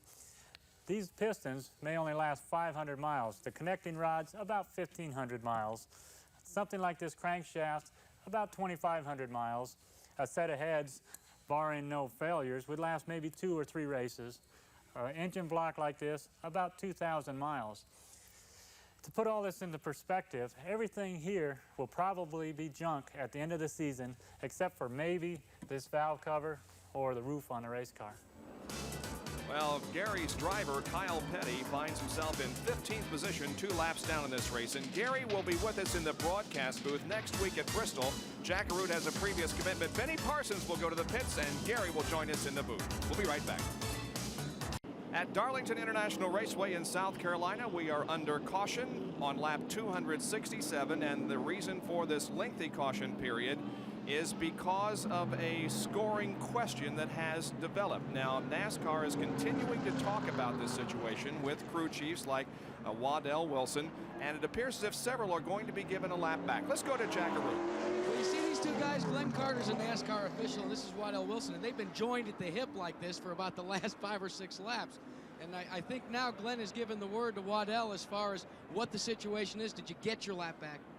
Well, you know, NASCAR is reviewing it right now on tape to seeing if I'm right. But the way I seen it, you know, the 33 did not pit on this side of the start-finish line. He's on the other side, so that means he didn't cross it. We came across and was able to make our lap up just the same as if we'd have passed him before we come to start-finish line on the racetrack. But the great thing that's happening down here, and this is a change, a departure, as Ned and I think Benny can say, and you can attest to as well, they're really trying to work this out. It isn't a thing of just take it this way or leave it. They've really tried to work it out over and over again. Oh, yes. You know, they're definitely trying to do it as right as they know how, but they're going to review it to make sure that I'm not trying to do anything wrong, in which I'm not. You know, I see it one way, and I feel I'm right, and they're taking me for my word, and they're seeing if that is right. Now, let me explain to you what Waddell's alluding to as far as reviewing the tape. NASCAR now has a complete 3/4-inch videotape system at the start-finish line. It runs continuously and logs the lap and the time of day, much which we're used to when we're editing features like that one on fire safety we saw. And they have a man that sits there all day under a little hooded cover and watches TV. But when they have a question like this, they have to rewind the tape, take a look at it, play it back and forth. Kind of an instant replay, a throw-off, Benny, from what we see in the NFL, don't you think? Well, Jack, my question is, where do you get the lap back? Is it at the start-finish line or down in front of the score stand in the 4th corner? It's my understanding that the point of determination is in front of the score stand in the 4th corner, and therefore the videotape doesn't do any good. If they go by the video, yes, Jeff Bodine got to the start-finish line, but Harry Gant passed the score stand before Jeff Bodine did.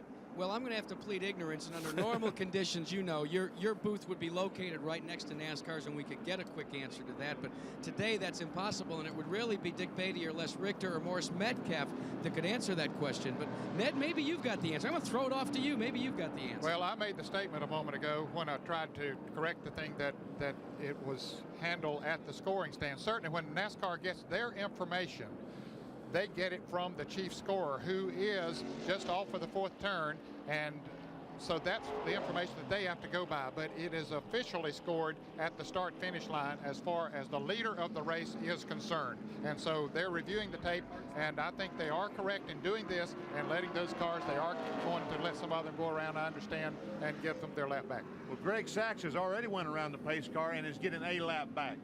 But that's the only car I see right now that they are allowing to go by the pace car. All right, so the scoring snafu is being dealt with here. And, you know, in the track fact that we saw just a few minutes ago, we saw Gary Nelson explaining some of the engine parts that are essential to the running of a Winston Cup race. But there are parts other than that that are also essential. And here's Benny. NAPA says we're going to spend about $66 a year average on our automobiles. You know, to rebuild a race car after the TranSouth 500, it will probably take $10,000. NAPA also says it takes about 6,500 cars to support a small NAPA jobber. And this week at Darlington, there's only 82 race cars here, but there's 4 parts trucks. That's 4 small parts stores following those 82 cars for their business. Goes to show you just how many parts these race cars go through. They may even go through enough that the trucks run out of some parts. And Benny, those parts cost a little bit more than those in the NAPA store. They are what's called heavy duty. And I now see why you are wearing your hat during our stand-up opens. Thank you, Jake. The yellow remains out. 270 laps have gone by, and the fans are taking a little bit of a break away from the action as the scoring problem is sorted out. Road at Darlington, the discussion continues with a lot of the major crew chiefs on the Winston Cup Tour as the Winston Cup officials continue to review the scoring problems here. Not really a problem, trying to get it straightened away. Before we went to break, you heard Bob Jenkins talk about the fact that Benny Parsons needs a hat and wears a hat during his opens here. Well, I've got a great idea that we want to throw out to you viewers. Why don't all of you get together and pick your favorite hat that you'd like to see Benny wear during those opens and send it to us. Now, we're going to have a couple of ground rules here because, you know, Benny's kind of a sensitive type guy. It's got to be a legitimate hat with no advertising on it. We don't want any ball caps because he's not a driver anymore. So no ball caps, hats, and you know, we'll send them into Benny, and maybe Benny can wear one, a new one in each telecast. My vote, Bob Jenkins, for the first hat is this one right here. And when he gets a little carried away, we can push that down. That's not a bad idea. At least we can cover partially his face there. Now, the address that you send these hats to would be Hat of the Week in care of Benny Parsons, 112 Main Street in Ellerbe, North Carolina. The zip code is 28338. Now, Benny wears a 7.5 to a 7 3/8 size. I thought you had a lot bigger hat than that. So what are you going to do with these when you're done with them? Well, no, I'm not going to. Now, folks, I'm not going to send you the hats back. Right. I often get requests for some type of something for celebrity auctions. People want a shirt or a hat or something. I'm going to send the hats that I wear on the show to the request that I get for something for a celebrity auction, and it'll be auctioned off for some charity. How's that? That's a good idea. And I'm going to try to wear hats, folks, that is appropriate to your area. You know, from Dover and from Pocono, something that's appropriate for those areas. That should be fun. Well, Yes. Let's go to our crew cam right now as, well, no, nothing happening right at the moment as Davey Allison came in for a brief stop and now is going back out onto the racetrack. Well, we are again under caution because of a scoring discussion that's going on, and Jerry Punch can fill us in on more about what happened and how NASCAR is dealing with it. Well, Bob, NASCAR is trying to untangle the scoring here, and the way they do it, in the old days, they had to run a tape, meaning that had someone stand on a tower and write down as each car came by the start-finish line, which was very difficult to do, particularly with long events and caution flags, etc. Now they have a very expensive system. This camera you see on top of this platform shoots directly across the start-finish line. It is a frame-by-frame, single advance video camera. Now, below the camera here, underneath that hood, is NASCAR official Timmy Arp. Now, Timmy is looking at a video camera through like a VHS system, much like like you might have at home, and he can advance it frame by frame. Now, he's been one of the busiest guys these last few minutes as crew chief after crew chief to come by to view what Timmy Arp has been looking at inside that hood. The NASCAR people up in the tower are viewing it, as Timmy will show you there. As each lap and the cars come by, his camera will shoot across the start-finish line here as they come zipping by, and he can back it up or forward it frame by frame and determine who was on the lead lap, who was not, and it also shoots across pit road, and they can see the leader come down pit road. So a very, very advanced system to determine scoring here at NASCAR. Well, I'm sure when Harry Gant came down pit road, he knew the caution was coming out. He could get into the pits and get out before the caution car would come back around. He didn't even think about the fact that he was pitting before he got to the start-finish line, and wasn't thinking about all those cars he had a lap down. Now, I'm sure that they're rethinking now, hey, I wish I would have stayed out there one lap, kept those cars a lap down, and then I would be in a lap all by myself. And now he's not going to be. He's now probably talking about the next time I pick a pit, I'm going to make doggone sure it's past the start-finish line. Well, the caution, as you can see, still out, but you know, it's always nice to come down here to Darlington, South Carolina, and to other locations that we cover in the course of a Winston Cup schedule. And here's a little feature of what's going on outside the track. Often our telecasts only show you the racetrack, but let's take you beyond the gates to show you what's in the immediate vicinity of Darlington. The city is located in the northeastern portion of South Carolina near Florence and west of Myrtle Beach. As we leave the speedway, just outside the track is the Joe Weatherly Hall of Fame that attracts fans even when there is no action on the racetrack. And then there are the many souvenir stands where you can buy official Winston Cup paraphernalia, including jackets, sunglasses, and even headset radios. Sponsors and drivers also bring their souvenirs here, so that if you want a t-shirt from your favorite competitor, all you need is money. And just outside the racetrack is a much quieter and more pastoral setting. A lake attracts fishermen who find this challenge just as exciting as winning a Winston Cup race. It's springtime. The dogwood is in bloom, and that makes this area around Darlington, South Carolina even more beautiful. There are some of the souvenir stands that are just outside of Darlington International Raceway as they're doing quite a bit of business even now as this caution period continues here at Darlington. We'll be right back. ESPN Speed World today at Darlington Raceway for the TranSouth 500 Winston Cup race, and with 275 laps to go, we're under an extended caution because of a scoring snafu. Now, coming up this Thursday night, beginning at 10 o'clock live, we'll have the USAC Western States Midget Races from Ascot Park in Gardena, California. You short track fans have been asking us for even more than we have done the past couple of years at Indianapolis Raceway Park. We're going to give you more.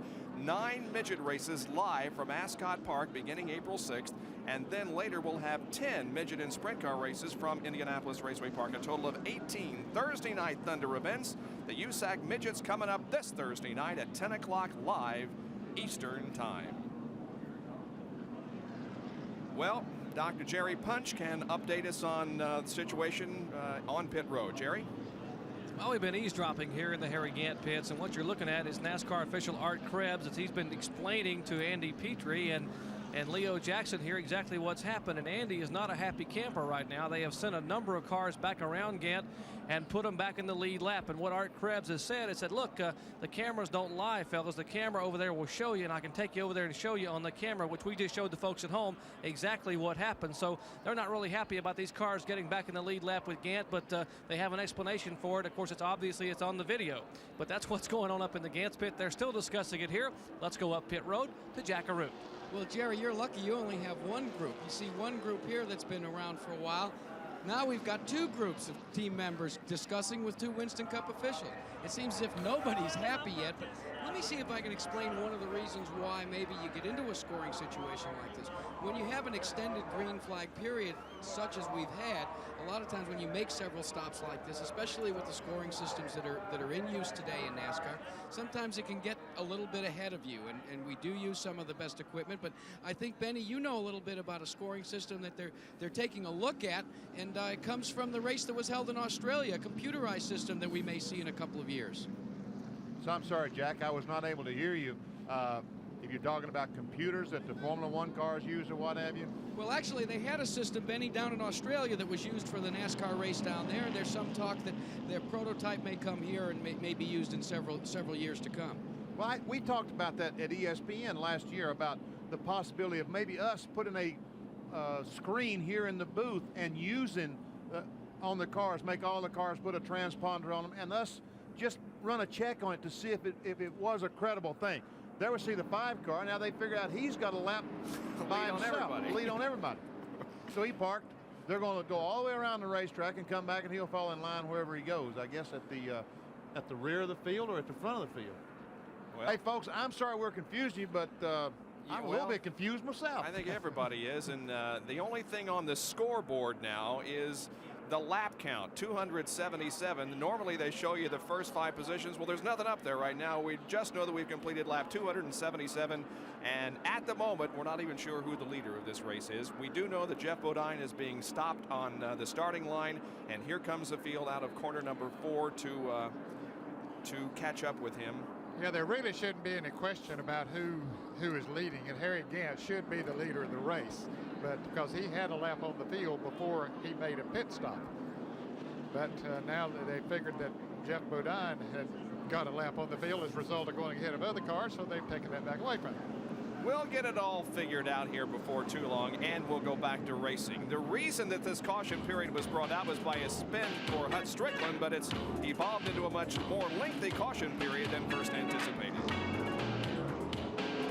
Back at Darlington, where the green flag is just about to come out, we have run 18 laps under caution for that minor Hut Strickland problem over in turn number 2, but most of these yellow flag laps have been because of the scoring problem that occurred and the questions that arose, and now NASCAR apparently believes that they have the thing all straightened out, and we are about to go back to racing. To be quite honest with you, we don't know yet who's leading this race, but there is the green from Harold Kinder.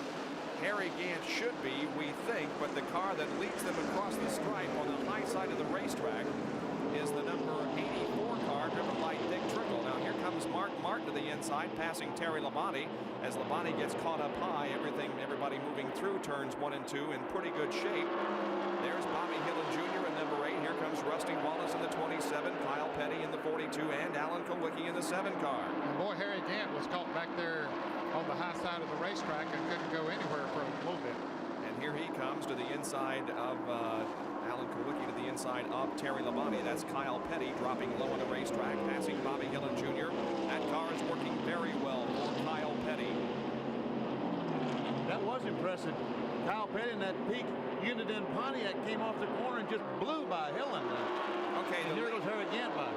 The leader of the race is Harry Gant. Second position, according to NASCAR, is Bill Elliott. Third is Jeff Bodine. Fourth is Davey Allison. Fifth is Sterling Marlin, and sixth is Greg Sachs. So Kyle Petty in 42 and Rusty Wallace in 27 are on the tail end, it appears, of the lead lap. There's Harry moving high on the racetrack and passing the number 31 car driven by Jim Sauter, the Slender U figure Salon Pontiac. Well, you just had to think that when this thing was over, that Harry Gant was going to have to be the leader of the race. Yeah, he had a lap on the field before that one caution. It was actually the caution before is where the scoring situation came up, not this particular one, but they used that opportunity to try to get things straightened out. And that's Alan Kulwicki close by in car number 7. But our statistics and the word from NASCAR tells us that Alan is not on the lead lap. Well, I think he came down pit road the same time that Harry Gant did during that other caution when we had the confusion, so that left him a lap down, that we saw him lose on that one caution. Okay, so Gant is the leader in car number 33.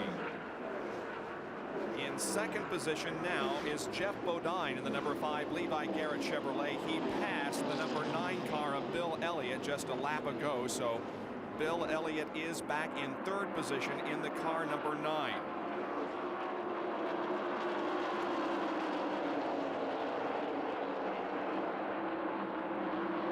Terry Labonte not among the leaders in the number 11 car. Terry's had a tough day. His car just has not run that well since he got to Darlington this week.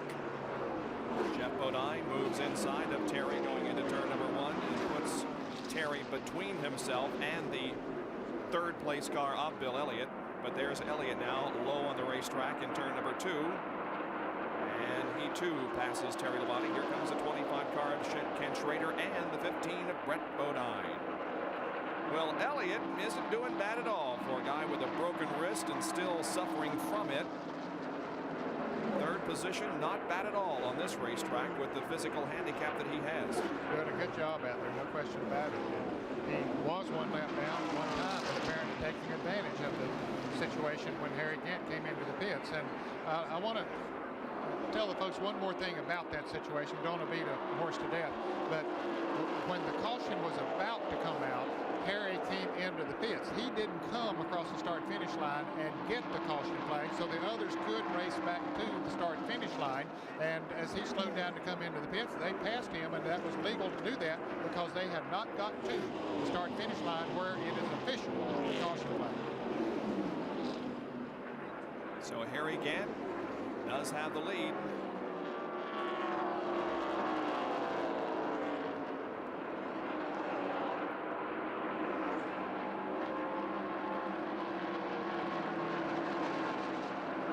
Is Dick Trickle there, car number 84. We go back and show you the interval between first and the second place car. There it is, the yellow and white machine of Jeff Bodine, and right behind him is Bill Elliott in car number 9. They're racing for that second position.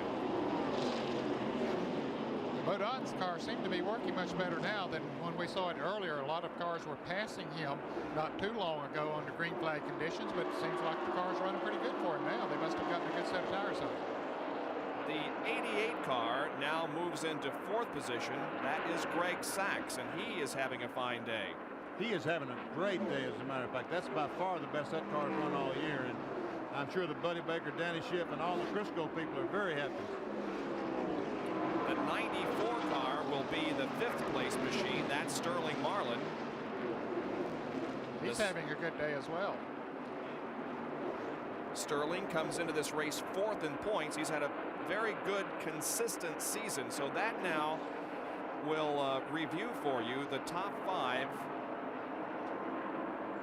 as they are on the racetrack, as this scoring confusion has been all figured out.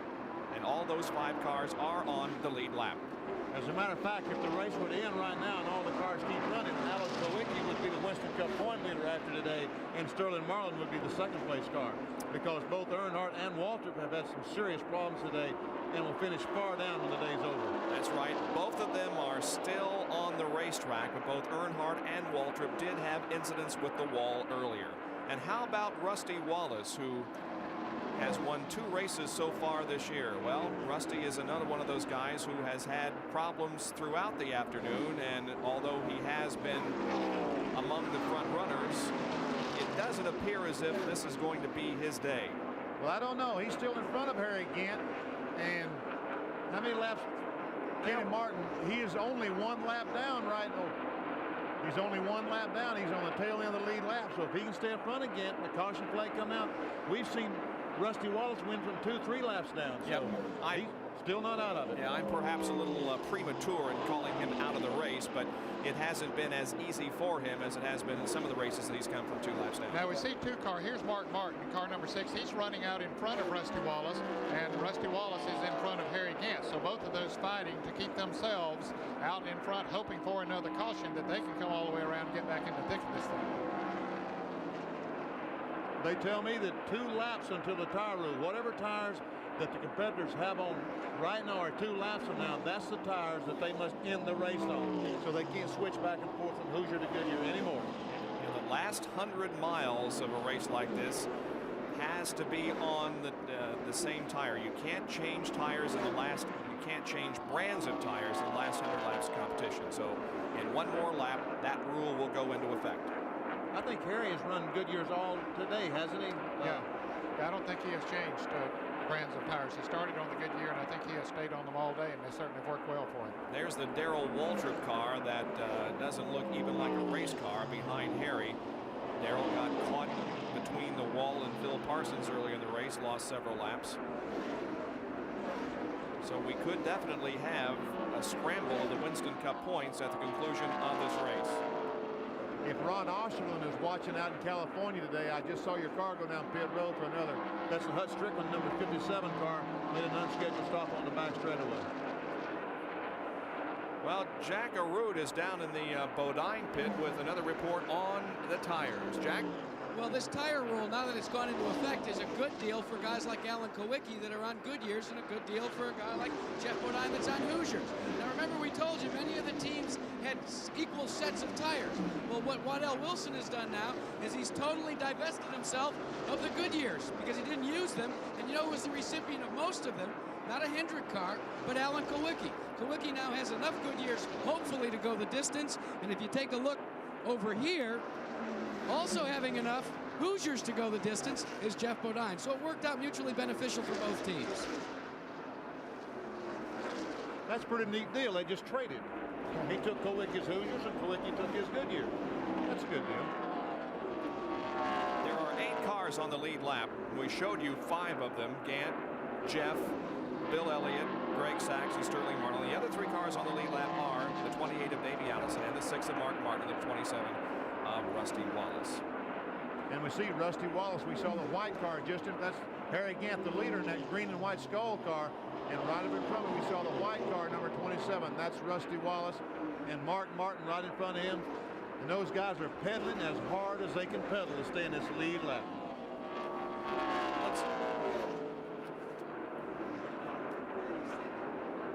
Gant has been strong since the drop of the green flag. The question is, will the car hold together, and will Harry be able to go the distance? And Jack Arute talked at the beginning of the show about the young guys and the young movement. Ain't happening, is it? Hey, he's my age. He's 49 years old. Go, Harry. He's a real oldster, I'll tell you that. But in the lead and taking the Skoal Bandit, hopefully, for him to victory lane. 298 laps completed. We're 71 away from the end of this race. And we'll be right back.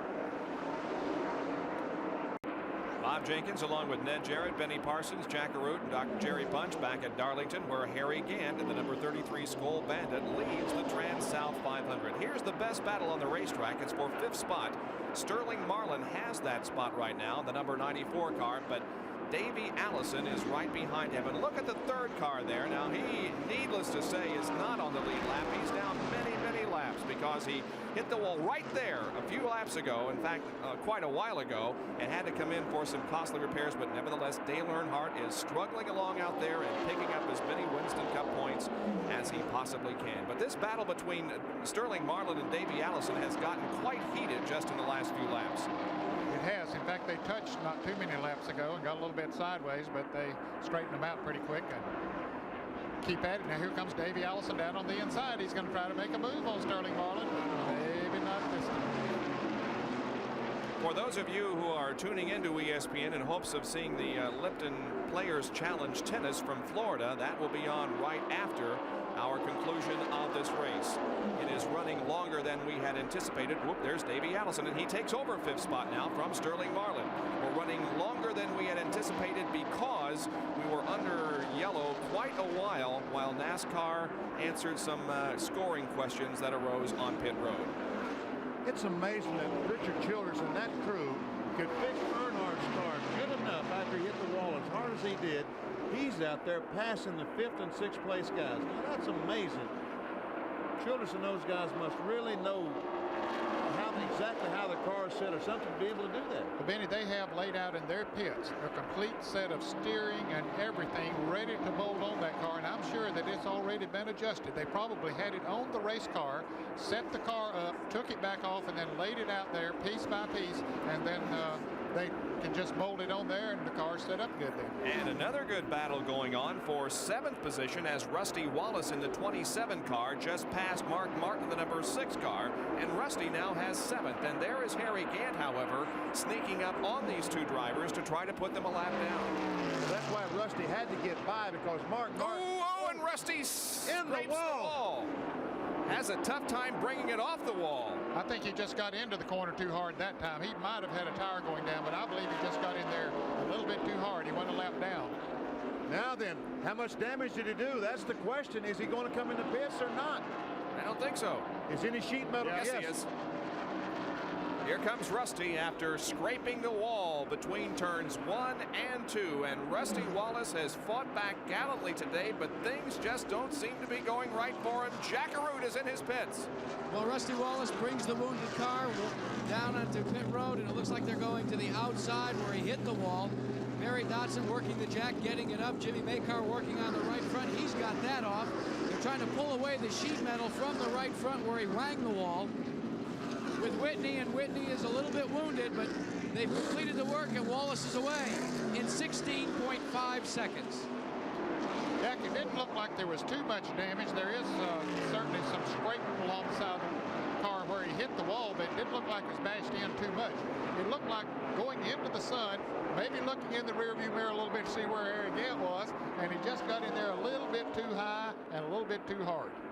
I tell you what, Jack, get one of the cameras there to look at the outside of that tire, because all the Goodyear is gone. Okay, let's look at it again. As Rusty Wallace goes into that turn, he goes down in the low side of the track as you normally do, and then the car starts to slide up. He gets up in the loose stuff and gets it into the wall, and he does a good job of riding the wall. He was smart to not cut the steering wheel to the left all of a sudden. He probably would have spun out, so he just sort of rode the wall around there a little bit to get it slowed down and then brought it back down on the racetrack. All right, Bill Elliott in car number 9. The number 4 car of Rick Wilson is between Bill Elliott and Davey Allison. Wilson is not on the same lap as Elliott and Allison, but those two guys, Elliott and Allison, are on the lead lap and are running for position. You know, we saw Rusty Wallace get in the wall in turn 1, and as the car rubs the side of the race car on the wall, that's what the people in the pit area laughingly call the Darlington strike. Because used to, when Ned Jarrett won his race here in 1965, the 3rd and 4th corner, there was only one groove around the racetrack, and that was right against the guardrail, and you literally almost had to rub the rail to be in the groove. Yeah, it was a guardrail, a metal guardrail back then where they have the cement wall now. But yes, if you did not come in, even after qualifying, if you didn't come in with the stripe on the side of that car that you had rubbed that guardrail, you had not made a fast lap. That was the only way you could make a fast lap around this racetrack. So you talk about driving a fine line. Now, it was that way. My 65 Ford at the end of the Southern 500 that year, the sheet metal was worn out of it on that side. There we see Bill Elliott, Rick Wilson, and Davey Allison. Jackaroot, do you have one of those tires that you took off of Rusty Wallace's car? Well, Benny, let me show you. This is the way they normally look, right? With the big Goodyear and the eagle and the markings here. Here's the one that came off of Rusty's car, and well, I can see a little white here on the winged foot, and that's about it. Now remember, that's the way it looks on the inside, and the way it should look on the outside as well, until you get a Darlington stripe. He left all that white paint on the wall up in turn 1. Yep, but that's explained pretty graphically there. You can hardly see it at all. Bill Elliott, car number 9, here at Darlington, the winner of the TranSouth 585, the Southern 585, the Southern 588. In 22 Darlington starts, he has 20 top 10 finishes. Davey Allison, however, is catching him. Davey moves inside and passes the slower car of Rick Wilson, and now Davey may pull up to challenge Bill for that position. And while we've been talking about these other things, Harry Gant has passed Mark Martin and has put him a lap down. We saw that he was about to when Rusty Wallace had his problem down there, so he has since done that. And now there are 6 cars on the lead lap. Well, let's see if Davey will challenge Bill for that 4th position. Not at the moment. Maybe, however, coming off of turn 2 and down the backstretch. Elliott, though, running well in that number 9 car. I believe Davey is going to be content to sit there for just a while. But maybe Bill Elliott is on the comeback. We talked about it in the early part of the show, how he needs to turn things around. Earlier in the weekend, our question to him, has 89 been a major disappointment? Well, you know, looking back on Daytona, it was tough. You know, everything we worked for all winter long, you know, trying to test, trying to get ready. We thought we had some good stuff going for Daytona. And everything going away right then. You know, had to run the same car in the Clash as in the 500 and everything else. So, you know, plus being hurt on top of that, you know, really threw us behind, you know, even till now. And we're just so far behind right now, it's unbelievable. We're trying to get things sorted out. We're trying to get us a good game plan going, and it seems like everything we do, nothing's really working. You know, now I'm getting back where I need to be as far as being able to drive a race car, but still yet I've got a lot of stuff I need to be doing right now. It appears, though, that the program is coming together for Bill Elliott. He runs 4th in the late stages of this TranSouth 500. And certainly next week, a track that will challenge him physically is going to be Bristol International Raceway, that half-mile racetrack in which the speeds have increased in testing to 122 miles an hour for a half-mile racetrack. That's about 5 miles an hour over the track record. Bristol is God's way of telling a race car driver he can't be in good enough shape to drive a race car at Bristol. Man, it's a killer. As we watch these two cars battle for the 4th and 5th position, we mentioned there are 6 cars in the lead lap. Of course, Harry Gant is the leader. Jeff Bodine running 2nd. Greg Sachs is 3rd. Bill Elliott 4th. Davey Allison 5th. Sterling Marlin 6th. Mark Martin just went 1 lap down as Harry Gant passed him not too long ago. Alan Kowicki is running in 8th place. 9th is Bobby Hillen, 1 lap down. 10th is Ricky Rudd. Michael Waltrip is 11th, and Rusty Wallace is 12th. From 7th through 12th position, all 1 lap down. 13th is car number 84, who's coming into the pits right now, Dick Trickle. He is 2 laps down. He'll go further down. And Ken Schrader's in 14th, Rick Wilson 15th, Brett Bodine 16th, Kyle Petty is 17th, and Richard Petty is in 18th. Lake Speed has gone 3 laps off the pace now. He's in 19th. Morgan Shepherd is in 20th position. 21st is Dave Marcus. And Terry Labonte having a rough day here in the Budweiser Ford. Is 4 laps down in 22nd position. There's the Coors Ford, however, that is in 4th position. The 88 car of Greg Sachs is running in 3rd. And he's not that far back from Jeff Bodine, only about a 1.5 seconds or so back. In front of him is Jeff Bodine in 2nd place. So I tell you what, they think they won the race if they went home with a 2nd place finish. Jerry Punch is in the Greg Sachs pit. Jerry?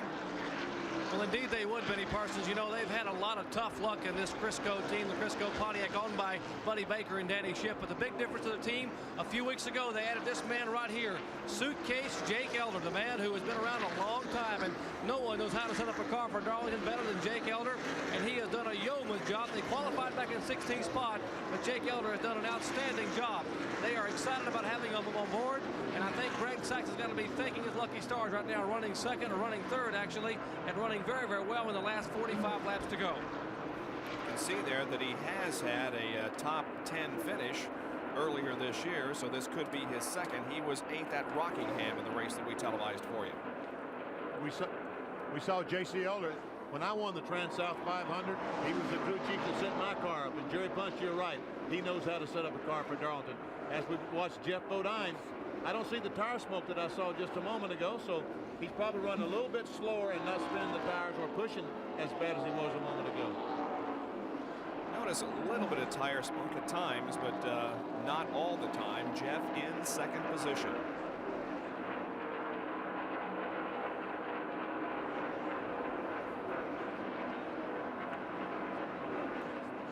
Tell you what, I think Waddell did his work today as the crew chief's role, because he brought NASCAR's attention to the fact that, hey, that we have been cheated out of a lap. He brought their attention to it, and finally they rechecked and said, you're right, and gave him his lap back. You notice that Jeff got up way up high there in turns 1 and 2 and came close if he didn't slightly scrape the wall, and that seems to be the way things have gone generally all weekend. That 1st and 2nd turn has seen a lot of cars get up there and put a little paint on it. It's a pretty treacherous turn, and again, this time of the day when you go into turn one looking into the sun, and then all of a sudden you go into some shade over there as you start coming off of the turn, and it makes it tough to see. The windshield is very pitted by now, and in fact you can see there the glare and how the windshield is pitted. You don't have the clear vision that you had at the beginning of the race. As we look out the Valvoline car of Morgan Shepherd, you can see up in front of him the Michael Waltrip yellow Country Time Lemonade car. Follow Morgan around the track here a little bit as he backs off to go into the turn and he accelerates. This is coming off of turn 4 now. Now he's heading down the backstretch right now, getting the turn straightened out here in a moment. Now he's driving in the sun in turn 1. Now see how the glare is right there? We could probably see it better from the camera than you can from inside the race car. Yeah, it just almost blinds him there for a moment.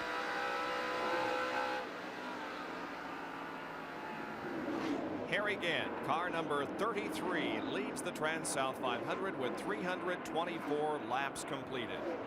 Gant has led this race since lap 188, and we are at lap number 325.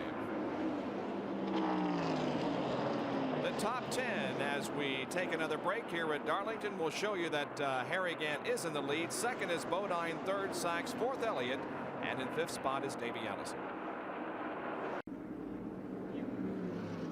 We're about to go back to racing after a caution period brought out by some debris. Now let me explain what has happened here. Because we ran over so long, and mainly because of that long yellow period while some NASCAR scoring questions were sorted out, we had to change transponders and even satellites. So we had to go off the air for a while, and that's why we went to tennis. We hope you enjoyed the tennis that we brought to you. But now we're ready for the finish of the race, and there are less than 20 laps to go. The top 5 with 349 laps completed here at Darlington show Harry Gant in the lead with Jeff Bodine running second, then Bill Elliott, Davey Allison, and Greg Sachs. All have come in for pit stops during this most recent caution period caused by, again, debris on the front stretch, but now we are set up for hopefully the finish of this race. Now once again, Harry Gant quickly dived down pit road when the caution came out. Alan Kowicki came down with him. Alan missed a golden opportunity to pick up the lap that he is behind, but he came down pit road, and so now he's still a lap down. The green comes out, and the race resumes with now 17 laps to go. Harry Gant from Taylorsville, North Carolina, is in the lead. That's Jeff Bodine right on his tail, however, as they come out of corner number 2 and race down the backstretch. And although Harry Gant has shown the dominance here throughout most of this race and has led for most of it, Jeff Bodine may have other thoughts now as we reach the closing laps. Now there's the number 9 car of Bill Elliott and the 88 machine of Greg Sachs. And there's the 28 car, the Haviland car of Davey Allison. And all these guys are on the lead lap. Allison has moved to third, fourth is Elliott at number 9, and then fifth is Greg Sachs in car number 88.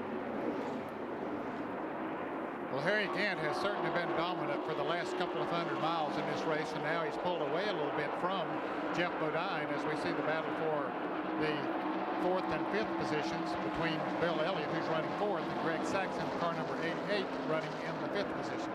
Let's talk about, guys, for just a minute here, what this win is going to mean for Harry Gant, because I'm sure both of you have gone for long.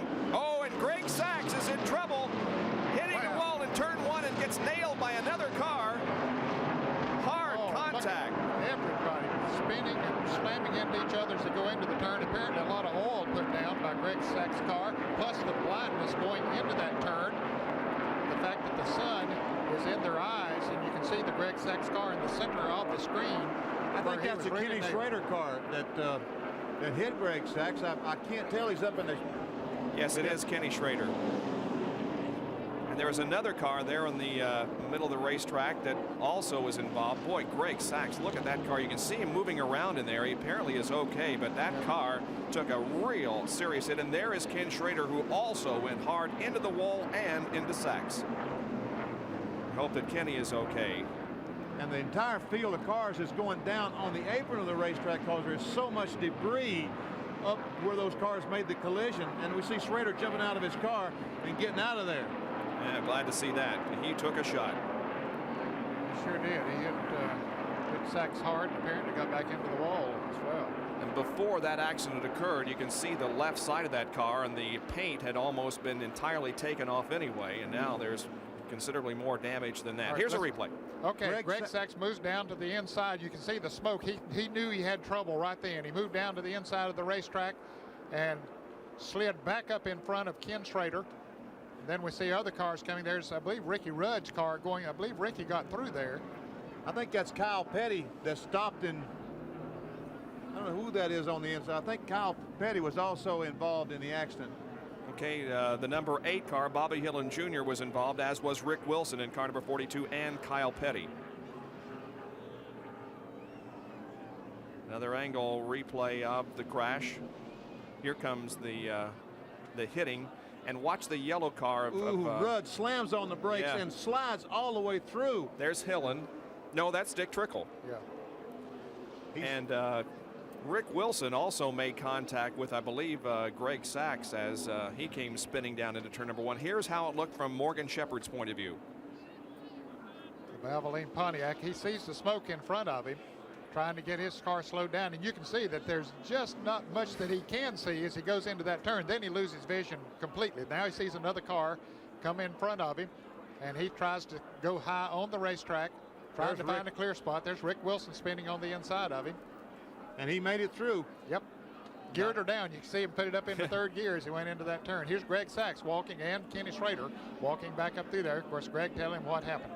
2 of the drivers involved in this crash walking away from it. Now we have yet another angle of this crash, and this perhaps will give you a better indication of what happened. Just at the start-finish line, something happened on the Greg Sachs car as he was behind Bill Elliott. We see the smoke coming out of the exhaust, which is an indication that something is broken inside the engine, and it starts coming out the exhaust pipe. Greg, in trying to get out of the competitor's way and get out of the groove of the racetrack, drives down on the apron of the racetrack. Here's a real-time replay for Morgan Shepherd's car. Let's listen to what happened. On the brakes hard. Now, which way do I go, left or right? Man, maybe. Woo, am I good or what? He survived. That's what you could hear him running over some of the debris that had been scattered down there. Again, there's Greg Sachs, who started the incident, and Ken Schrader walking right behind him. Both of them are okay, but that was our most serious crash of the afternoon, and it came with about 15 laps remaining. You can see that he's being interviewed there by one of the Motor Racing Network reporters, and there is the battered Folgers machine of Kenny Schrader, but he is okay, already climbed out of it and is walking himself to the pit area. So it's going to be quite a while before this debris is cleaned up down in the turn 1 and 2 area. In the meantime, another break. We'll be right back. We hope you're enjoying today's live coverage of the TranSouth 500 from Darlington Raceway in South Carolina, a race that's being led right now by Harry Gant from Taylorsville, North Carolina. Today's Speed World coverage is being brought to you by your local Yamaha dealer, featuring the all-new FCR 600 motorcycle. Yamaha, we make the difference. By Quaker State Motor Oil, the big Q stands for quality, always has, always will. And by the First Name and Filters, Purolator, exceptional protection for exceptional vehicles like yours. A crash down in turns 1 and 2. The crew still doing the cleanup. Now, Jack Arute in the pit area is with 2 of the principals involved in this accident, Jack. Well, first let's talk to Greg Sachs, who actually precipitated the accident. Greg, an engine let go. Yeah, Jack, he had engine let go, and I feel something bad for AC and Crisco, Mobile One, Pontiac. You know, the car was working so well, and it's all a tribute to my new crew chief, Jake Elder. He's done a fabulous job. And I know that everybody can expect more of this to come. We're going to get out there. We're going to win some races. I'm just glad that, you know, when the engine expired, no one got hurt behind us. And you're okay? I'm fine. Now, the guy that took probably one of the wilder rides that actually did a little bumper tag with the guy on my right is Kenny Schrader. Kenny, that was a wild ride at Darlington. Well, I'll tell you what, you know, stuff happens here so quick. And we went down in there, Greg blew up, and I thought maybe he was going to get her gathered up on the bottom. And I went ahead and committed to go around top, and then he just came back across the racetrack. There's nothing he could do. Now, not to make light of what happened, but these are 2 old open-wheeled racers, and they made the long walk back to pit road. All they kept doing is talking with their hands, saying, man, I thought I almost had it. Yeah, well, I thought I almost had it as well. it was hard to believe that they had crashed at 170 miles an hour. And it was a tough shot, I'll tell you. Both of them took hard hits, and we'll replay this once again. As you can see, the cleanup is continuing. They're bringing some extra equipment, as a matter of fact, on the racetrack to expedite this cleanup procedure. Now, here's a replay. There we see Sachs coming off turn 4. Bill Elliott, the car right in front of him. Sachs is thinking about drafting by. He starts by, and just as he starts to pull out, right there, the engine lets go. We see the smoke coming out.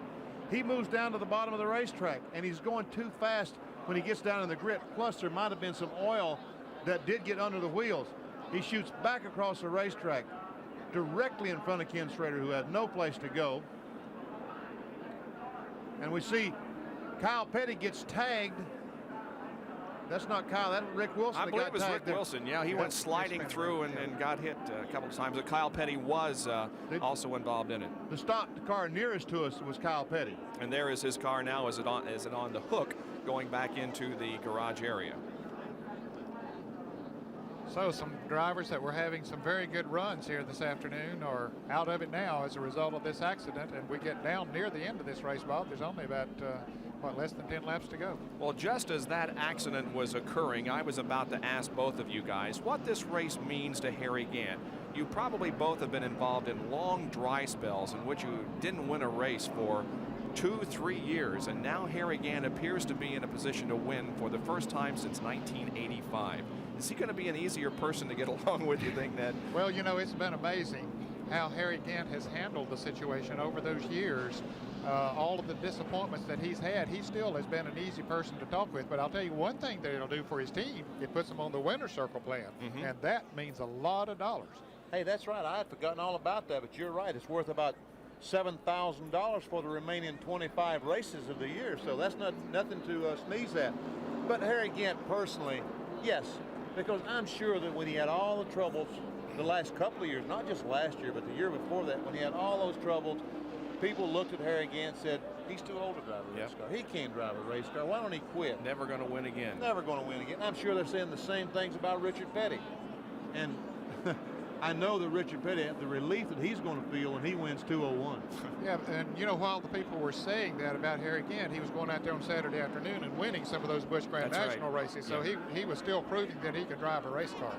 And he's certainly proving it here today. You know, that's the thing. At Harry Gant, when he goes in the racetrack, when he checks in Bristol, his head's going to be just a little higher. And even though he's still limping from that accident in Charlotte, his step is going to be just a little further than it was before. It's 2 or 3 inches more. Well, he still hasn't won the race. Well, that's true, yeah, and we are going to get some green flag laps in, I believe, because some of the cleanup crew has moved away from the crash site down in turns 1 and 2. There are some machines down there, but I think we're going to have a few laps of green flag racing, and the question is, can Harry Gant hold on to the lead? We're back at the TranSouth 500 in Darlington, South Carolina, part of ESPN Speed World. And again, a reminder that as soon as we conclude this race, and we are near the conclusion of it right now, 7 more laps to go, we'll go down to Florida for the Lipton Players Challenge Tennis with Cliff Drysdale and Mary Carrillo. The top guys now are Harry Gant in the lead. Second place is the number 5 car of Jeff Bodine. In third is Sterling Marlin. Fourth is Davey Allison. And fifth is Bill Elliott. Sterling Marlin, this year, an 11th and a 7th, a 5th and an 8th place finish, putting him 4th in the point standings. And now, if the race were to end right away, he would be 3rd at the conclusion of this race. And here's another guy that has been very consistent this year and therefore in the real battle for the Winston Cup.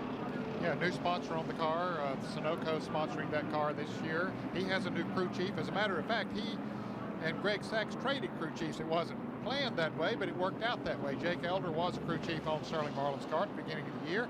He was released, so he went over to Greg Sachs, and Darrell Bryant was the crew chief on Greg Sachs' car. He went over to this car, number 94, so they just traded jobs. You know, you longtime Winston Cup fans wonder, well, I thought he drove car 44.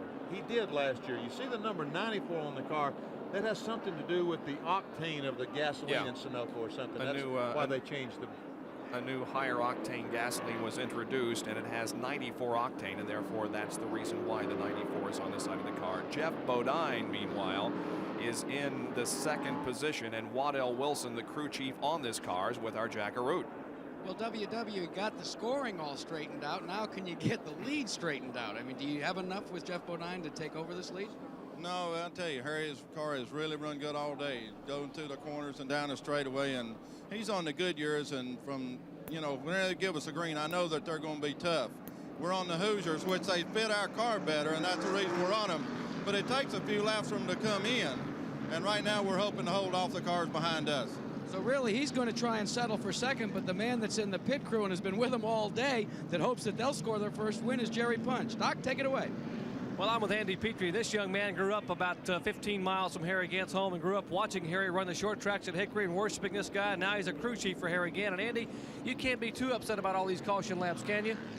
Well, it can work both ways on you, Jerry. You know, if they go all the way under caution, naturally, I wouldn't mind that. But if we happen to get jumped on the start, we probably need a few laps to catch back up and maybe win the race. But, you know, it can work both ways. Well, Harry Gant's talking back and forth to his crew, pointing out every small fleck of metal he can find up in turns 1 and 2, and they're passing it along to NASCAR to make sure that track is nice and clean before they drop the green here at Darlington. And Jerry, one thing that all of those cars in front, there are 5 cars in the lead lap now. Harry Gant, Jeff Bodine, Sterling Marlin, Davey Allison, and Bill Elliott. Only Bill Elliott has made a pit stop. He had nothing to lose. He came in, put on 4 new tires. Wonder, those other 4 guys has to be wondering, did I run through debris? Have I cut a tire? They won't know that until that green flag drops. Now, you've seen them. They wiggle their cars back and forth, and Benny, I'm sure one thing they're trying to do is to see if they have a low tire or if they can feel it. Well, they're doing 2 things, Ned, and the first thing that they're trying to do is, yes, we see Alan Kowicki. That's what we're talking about, weaving the car back and forth. Also, Mark Martin behind it. Harry Gant's weaving his car. They're trying to feel if they have a slack tire. Also, they're wiping the sand and debris off those tires. The rubber that they picked up during. Speaking of debris, there's still some on the racetrack. Our cameras have picked it up. It could be just a piece of paper, though, which creates no problem. But all of that debris that was caused from the accident down there in turn number 1 involving Greg Sachs and Ken Schrader and others has been cleared away, and now we get set to go racing again. 363 when the green flag comes out, and there will be 4 more laps of racing. Well, what will those new tires do for Bill Elliott? He's in 5th place back there. Good move on his team's part to bring him in, put those 4 new tires on it. Could pick him up a position or 2, or who knows how many. So we'll see what happens with Jeff Bodine and whether Waddell Wilson's comment holds true, and that is he becomes as much we're going to stay under caution. I think that piece of metal that we saw bouncing out from some of the other cars down towards turn 1, it is being picked up now by one of the officials, and now you can see him running back to the infield, but they're holding him up 1 more lap because of that. Elmo Langley driving the pace car for the NASCAR Winston Cup Series, and now Harold Kinder, the official starter, signals 1 more lap to go. The lights on the top of the pace car are turned out when they will be going back green the next lap. So there will be only 3 more laps of racing. That's about the sickest I've ever been when I, felt like I had to race one and it was going to end on the caution flag, or it was going to rain or something. And it didn't happen that way. They threw the green flag back, and me knowing I'm going to get beat as soon as they throw the green flag back. But Harry Gant, maybe he has enough confidence in his car right now that he doesn't have that sick feeling that his dog just died or something. Well, I tell you, that car has been running awfully strong here for the last, I'd say at least the last 300 miles, and unless something goes wrong here on the restart and on these few laps, he should have it. The cars are at the end of the backstretch, going into the banking between turns 3 and 4. Lined up to the inside of Harry Gant is the lap car of Alan Kowicki. Behind Kowicki is the Mark Martin pole sitting car, and then Rusty Wallace. All those guys are a lap down. Only 5 are on the lead lap at the moment. One thing Harry Gant wants to do is to beat Alan Kowicki into the first turn. If he can do that, he's going to be in good shape. If he doesn't, it's going to be tougher for him to stay out there. And here we go. The green flag is out. There are 3 laps to go in the TranSouth 500, and Kowicki is hanging right in there. As a matter of fact, is taking Harry to the wall in turn number 1. Both survive, however, as They go down the backstretch. Now Harry Gant is going to stay high on the racetrack. And let's see what happens as they go into turn number 3. Yeah, Harry's going to get him. Yeah, Allen gave him running room. That was a very gentlemanly thing to do, that he put him in position that he should be able to hold off Jeff Bodine. And he's doing the same thing for Jeff Bodine, it appears. Here comes Bodine. That's Mark Martin on the inside of the track. He is a lap down. Sterling Marlin coming around there in 3rd. Well, that's what Alan Kawicki had to race to keep Mark Martin from passing him. So he has to, that's a position that they're racing for. Oh, Kawicki gets loose coming off the corner. Martin goes by. 3 abreast down the back straightaway. Woo. What a scramble going into turn number 3. They get sorted out, however, and now Davey Allison in car number 28 has moved into 3rd position and will challenge Jeff Bodine for 2nd. And Rusty Wallace and Kawicki almost loses off the corner as he tries to hold off Rusty Wallace. White flag. 1 more lap for Harry Gant. 1 more lap to go for Harry. He's got a comfortable lead as the cars come off of corner number 2 and down the backstretch. There he is, but the real battle's for 2nd position, and Davey Allison, it appears, is going to have 2nd. Yes, indeed, he's passed Jeff Bodine at the end of the backstretch, and Davey Allison is now in 2nd position. Jeff Bodine in the number 5 car is in 3rd. Here comes the end of the race, ladies and gentlemen. It's going to be Harry Gant winning his 10th Winston Cup career win. And in 2nd position is Davey Allison. 3rd is Jeff Bodine. And Harry wins his first Winston Cup race in September of 1985. Congratulations, Harry Gant. That's what Davey Allison's saying. Jeff Bodine. Jeff Bodine. You know, Waddell Wilson called it there. He said, we just hope that we can hold off the guys behind us. He was not able to hold Davey Allison off. The Jeff Bodine car just simply couldn't do it. And don't get me wrong, every driver in this race wanted to win it. We see Rusty Wallace. Every driver wanted to see. Now here, look at this. They're 3 abreast in the back. Kawicki on the outside, Wallace on the inside. Bill Elliott tried to make it 3 abreast. And here's Davey Allison coming off that 2nd corner. Great bite alongside. And almost clears him down the back straightaway. Yeah, Jeff's car slipped just a little bit coming off of turn 2 over there, and Davey had a good run coming off the corner and just shot on past him. I think the point that you wanted to make, Benny, was every single individual driver wanted to win the race, but I think they're all kind of happy for Harry. If they couldn't win, I don't think there's anybody there that has any animosity at all towards Harry Gant winning the race. Every one of them stopped and congratulated Harry and said, hey, way to go. A long dry spell has come to an end, just like we had a streak ended last week when Richard Petty failed to make the race. Here comes the old veteran Harry Gant back to win his first since 1985. And again, we talk about what we mentioned at the very top of the program. When we started this race, we had some young guys averaging 31 years of age up front. Mark Martin, Brett Bodine, Alan Kawicki, and Davey Allison. That on this racetrack, it's experience that counts, and an experienced veteran showed it today. And not only experience getting around the racetrack, but experience in setting the car up to run 500 miles, knowing exactly what it takes to run 500 miles. We kept talking about Skoll as a sponsor. That is a Skoll Bandit car, but also Harry has a couple associate sponsors. He's also sponsored by Food Line and Detroit Gas. Let's get those sponsors in. 90 races between wins. And Harry Gant's crew walks to victory lane as the Gant car is already there, and this should be quite a celebration. No, he went by the gas pumps down there, or maybe just trying to find his way to victory lane. He's been to victory lane here at Darlington before, but I think he went by the gas pumps to fill the car up with gas, and then it's going on down, and that, of course, might have been a requirement by NASCAR. They do that at many racetracks. Now Harry Gant is pulling into victory lane. And although we haven't figured the points specifically, we believe that Alan Kawicki is going to take over the Winston Cup points lead, and Earnhardt will go to 2nd, and Sterling Marlin will move into 3rd position in the Winston Cup standings. So Harry Gant is getting the helmet off and wiping the sweat off of his face. What a tremendous victory this afternoon. Well, our Sears Die Hard Winners interview is being brought to you by America's best-selling replacement battery, the Sears Die Hard. Let's go to victory lane. Well, you can hear the applause and the big smile on Harry Gant getting that injured leg out of there. Harry, partner, it's been 4 years and 90 races. Welcome back to victory lane. The Bandit is back. They got to reckon with us from now on. You know, we had a Andy and Leo Jackson and all our crew, they done a super job today in this Oldsmobile. Rocket 88. Yeah, they done a good job today, boy. I tell you, it ran this super. We done good pit stops, and you know, I'm just glad we won this early. New team. Well, this right here is the guy that's been on your back for 4 years, they're telling me, and you get the pleasure of throwing this monkey away. You've had the monkey, and he's gone. The monkey is gone from Harry Gant's back. Harry, your heart had to skip a beat those last 20 or 30 laps with all the yellow flags. No, not really. Only time my heart skipped a beat there was when they started letting all the cars go around the racetrack and make their laps up free. I sat in there and I said, don't get mad. Just like stroker race, I'm not going to get mad. I'm not going to get mad. I just raced the track all day. I didn't run real hard. Earnhardt, Rusty, a lot of cars got in the wall.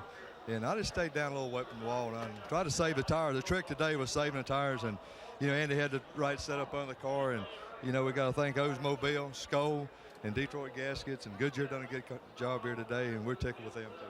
Again, Harry Gant in victory lane, winning the 33rd annual TranSouth 500. The monkey is gone, and the bandit is back. Gentlemen. And the top 5 finishers after Harry Gant finishing in 2nd position was the number 28 car of Davey Allison. 3rd was Jeff Bodine, Sterling Marlin 4th, and Bill Elliott was 5th. My thanks to Ned Jarrett, Benny Parsons, Jack Arute, and Jerry Punch for their work. And we will see you next week at Bristol, Tennessee for more Winston Cup racing.